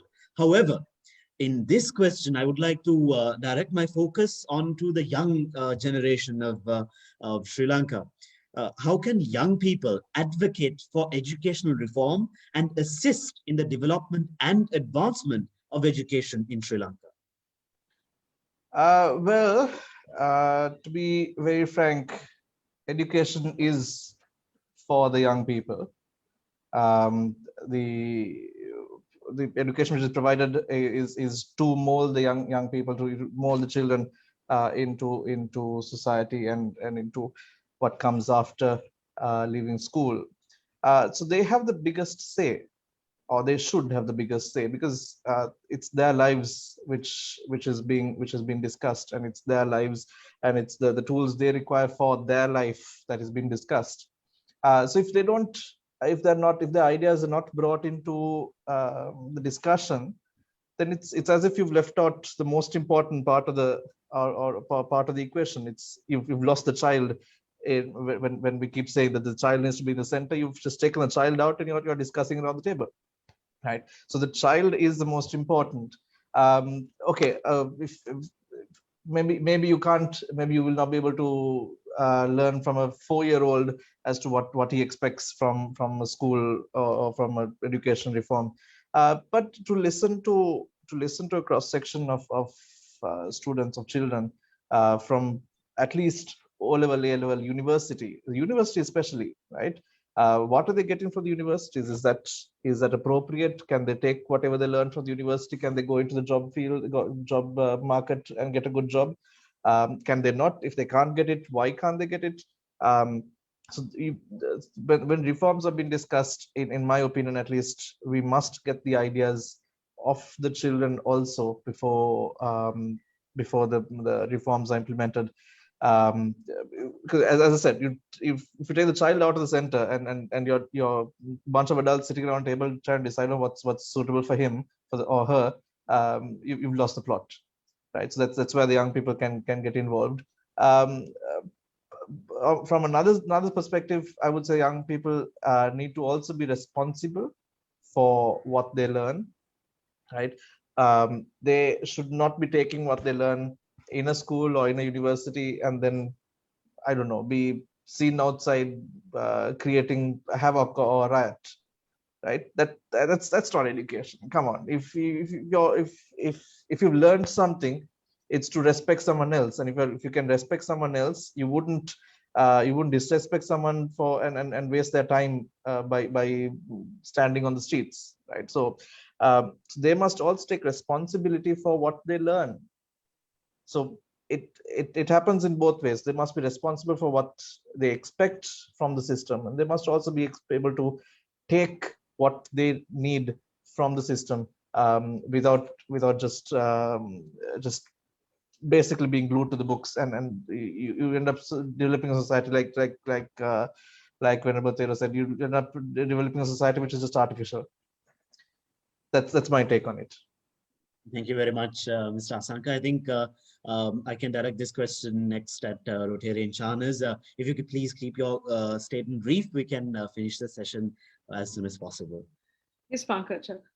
So how can young people advocate educational reform? So Yes. what I believe is that the most important thing for anyone to contribute to anything is self-realization. Okay, self-realization is the most important thing for anyone to contribute to anything. So if a youngster who would like to advocate to any industry, not only education, it's very important that they identify their passion. If they are passionate about education, it also happens with their own experiences. And this particular time period, pandemic has given our youngsters a huge vast knowledge, not just the online, not just because of the online platforms, but also to look at things in a different manner. They also have much more, I think, than the older generation. I'm not trying to compare the older generation with the young generation. I think the youngsters, today's youth are tomorrow's leaders. So as they are more aware of what is required for the current context. They are more aware than the elders what will work. It has to be practical. I think, in my opinion, the youth are more practical. I think you should give them an opportunity. What is not available right now for young youth to advocate anything, not only educational reforms, anything, is that they do not have an opportunity. So I would say, like, if educators or governing bodies or authorities could give an opportunity to interested potential youth, I think they'll be able to contribute a lot with their innovative and modern ideas towards educational reform. So it's just the opportunity that you have to create. Thank you very much, Rotarian Charners. අවසරයි අපි හමුදුරනේ මේ අන්තිම ප්‍රශ්නය ඔබ වහන්සේ වෙතටයි. තරුණ තරුණයන්ට අධ්‍යාපන ප්‍රතිසංස්කරණය වෙනුවෙන් පෙනී සිටීමෙන් ලංකාවේ අධ්‍යාපනය සහ එහි දියුණුව සඳහා සහාය විය හැකි කෙසේද යන්න ඔබ වහන්සේගේ අදහස කෙටියෙන් සඳහන් කරන්න හැකිනම් අපේ හාමුදුරනේ අපිට මේ සාකච්ඡාව නිමා කරන්න අවසරයි. කෙටියෙන් නේද? එහෙමයි ස්වාමීන් වහන්සේ අපිට මේ කටයුතු සඳහා ඉතින් ඇත්තටම ඉතින් ඔබලාට ආසුම එකක් තමයි දැන් රොටරැක්ටර්ස්ලා වශයෙන් කටයුතු කරන ආකාරය ගැන පොඩ්ඩක් හිතුවොත් තරුණයන්ට හැම අංශයකම සම්බන්ධතාවයේ තියෙනවා මේ දේවල් කරන්න සියලුම ක්ෂේත්‍රවලට අවතීර්ණ වෙලා. ඒක හරි පහසුවක්. අනිත් එක ඒ තරුණයන් හැමෝම කල්පනා කරන්න ඕනේ එයාට පුළුවන් ලදරු පාසල් වල ඉඳලා විශ්වවිද්‍යාලය ආය දක්වා සම්බන්ධ කරගන්න පුළුවන්. ඒවට ඕන විදිහක ඒ තරුණයන්ට පුළුවන් යොමු වෙන්න තරුණයන්ට ලදරු පාසල් වල ඉඳලා ප්‍රාථමික පාසල් වල ඉඳලා ද්විතීය පාසල් වල ඉඳලා විශ්වවිද්‍යාල උසස් පෙළ විශ්වවිද්‍යාල දක්වාම සම්බන්ධ වෙන්න පුළුවන්. ඒ අයට විවිධ වැඩසටහන් පවත්වන්නට පුළුවන්, සම්බන්ධතා ගොඩනගා ගන්නට පුළුවන්, ක්‍රීඩා ආදී දේවල් උපයෝගී කරගෙන කටයුතු කරන්නට පුළුවන්. ඒ අයට ගොඩක් දේවල් දැන් මම ජපානයේ වගේ රටවල් වල දැක්ක විශාල වශයෙන් ඒ අය තරුණ හමු පවත්වලා ඒ සම්බන්ධතා ගොඩනගාගෙන කටයුතු කරනවා. අනිත් රටවල් වලත් එහෙමයි. විශේෂයෙන් ජපානයේ මම දන්න රට නිසා මම කිව්වේ ඒවයි විශාල වශයෙන් ඒ තරුණයන් සම්බන්ධ වෙලා ඒ කටයුතු කරනවා. ඒ අය මේ අධ්‍යාපනය ලබා ගන්න ඒ සඳහා පුදුම උනන්දුවකින් ඒ යම් වැඩක් කරනවා නම් සැලැස්මක් හදලා මාසයක් දෙකක් ස්ටඩි කරනවා. ඒ ස්ටඩි කරලා ඒ දේවල් වලට අවතීර්ණ වෙනවා. එහෙම වැඩපිළිවෙල වලට බහැලා ස්වේච්ඡා මට්ටමින් ඒ සමිති අතරමඟ නැවතුනාට කමක් නැහැ. හුඟක් අය හිතාගෙන ඉන්නවා දිගට පවත්වාගෙන යන්න ඕන මේ වැඩක් කරනවා නම් කියලා. ඒක බොරු කතාවක්. මාසයක් පැවතුනත් ඇති. වැඩක් කරනවා නම් ටික දිනකට හරි සේවයක් වෙනවනේ.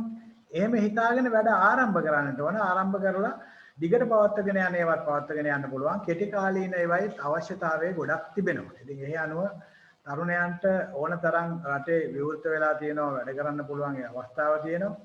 ඒ සඳහා හැමෝගෙම අවධානය යොමු වේවා කියලා ප්‍රාර්ථනා කරනවා.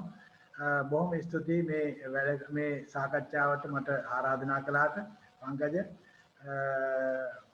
අනිකුත් පැනලිස්ට්ලා සියලුම දෙනාටත් ස්තුතිවන්ත වෙනවා.